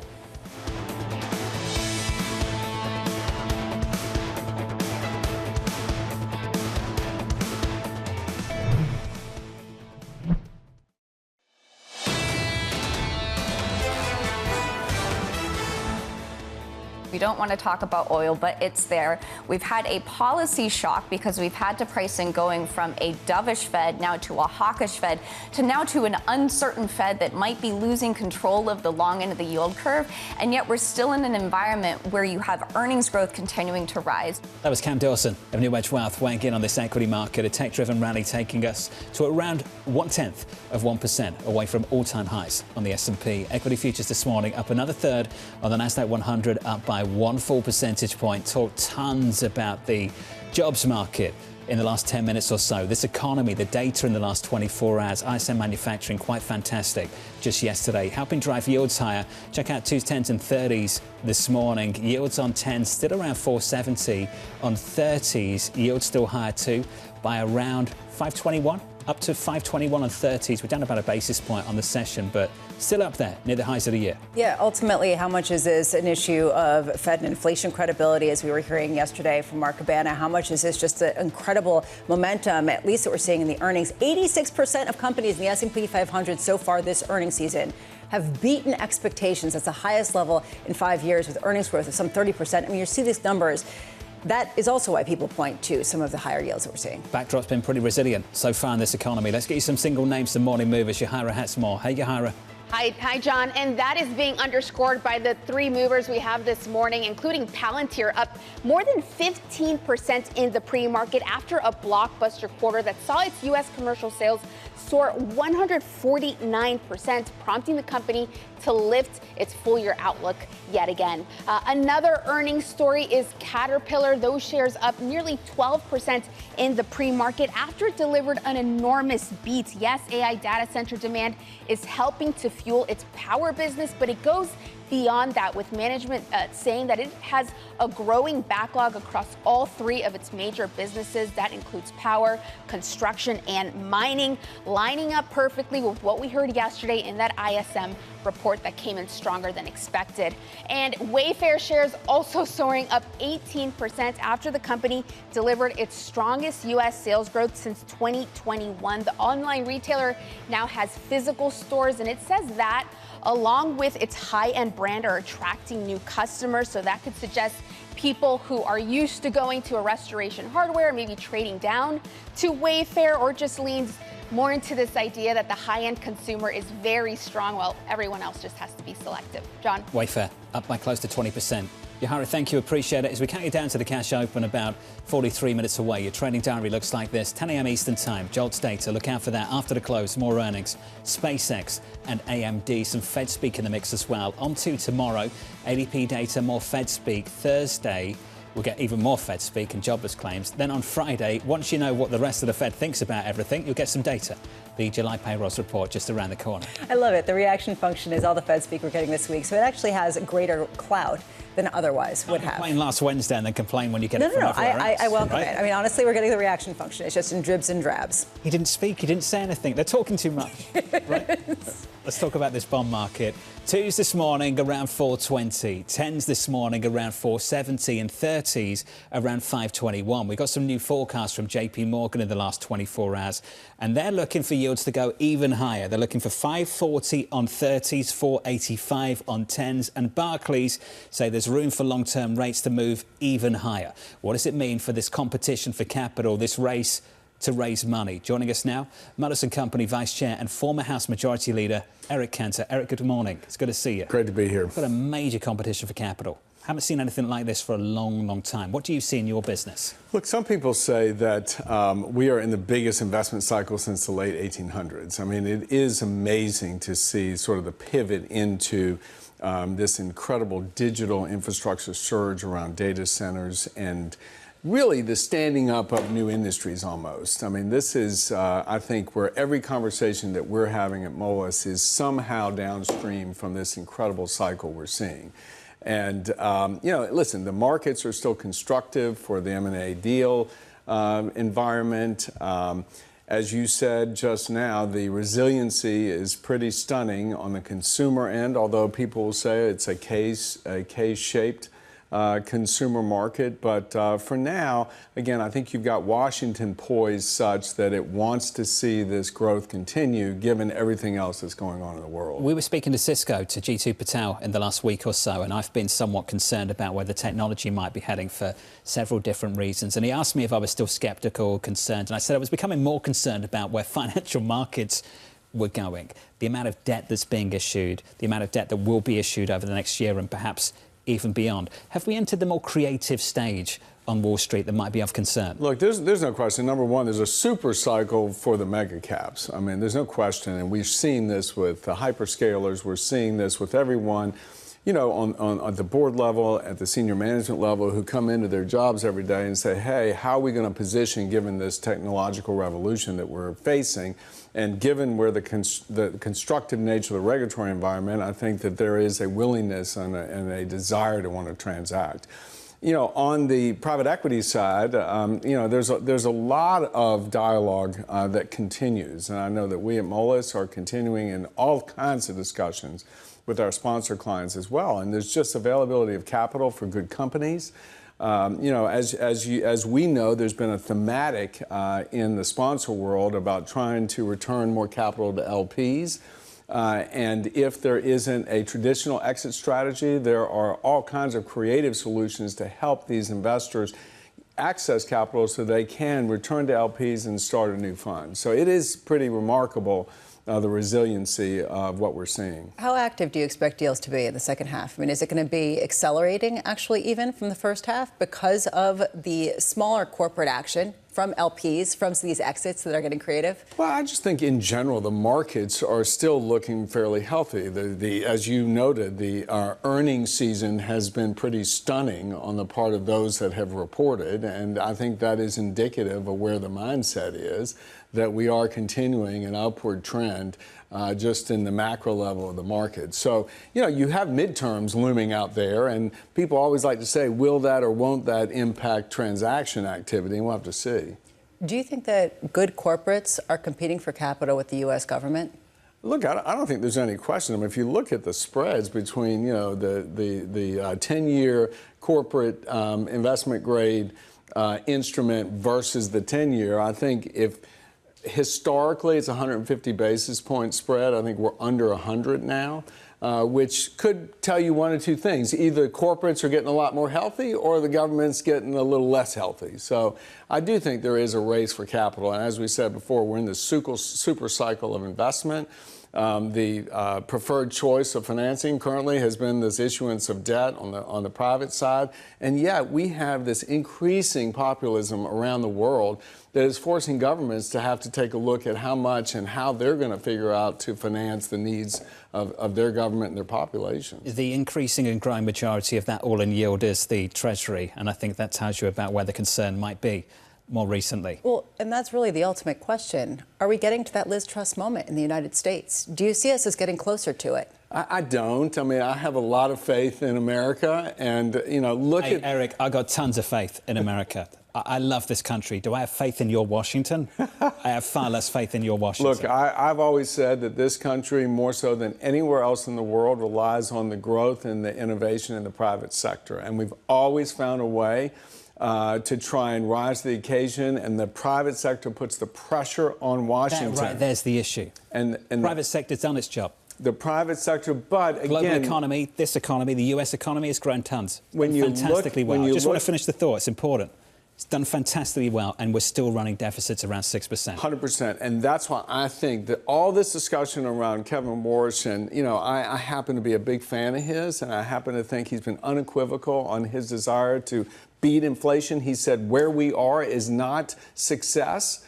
And the markets and let's just say the observers are throwing a tantrum that he's not being more like Jay Powell. But he's not being like Alan Greenspan, like which way are we going to go? And I think there is a space in the middle for him to go. And he said he doesn't like the mission creep of the Federal Reserve. He wants to get back to basics. He wants to make sure that there is some discipline about the regulatory construct of the Federal Reserve. But all that having been said, I'll tell you that the net interest cost, and we've talked about this before, the net interest cost of the federal government is at a point now where in history, markets, bond markets, and others begin to pay attention, and Washington wakes up, and it will do its job when it has to, because the political cost of inaction will become more than acting. And that's, I think, when it does work, and it will in this country. Just based on what you're seeing in the companies that you do business with, do you think it's appropriate for the Fed to hike rates to try to restrain some of what we're seeing with respect to inflation? No, again, I just think, from a firm like ours at Moelis, we are looking at where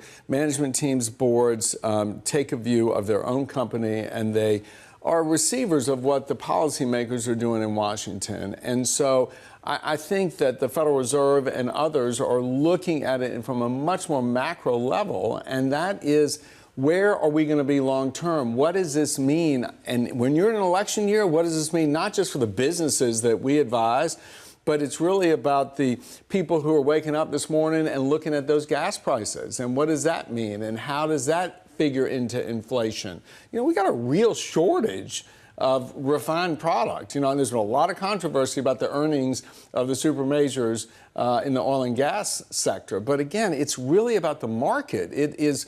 People have been saying for months now that this conflict in the Middle East is going to result in a shortage of supply. I mean, we know that was coming, and I think we're here now. Eric, appreciate your time. Really important stuff in that conversation. Thank you, sir. Eric Cantor there of Moelis & Company. That point on the Treasury market and action down in Washington, D.C., this is why I worry it has to get slightly worse, or maybe much worse. You have to make the cost of inaction so great that they're willing to do something about it. It's got to be pretty bad before we get to that point. Well, interest expense already is exceeding our Defense Department budget, so that should wake some people up. Hopefully. Hopefully. Tomorrow we'll catch up with Monica DeCento of JPMorgan Private Bank, Ashok Bhatia of Neuberger, Andrew Hollenhorst of Citi, Alicia Levine of BNY. From New York City this morning, good morning. Thank you for choosing Bloomberg TV. This was Bloomberg Surveillance.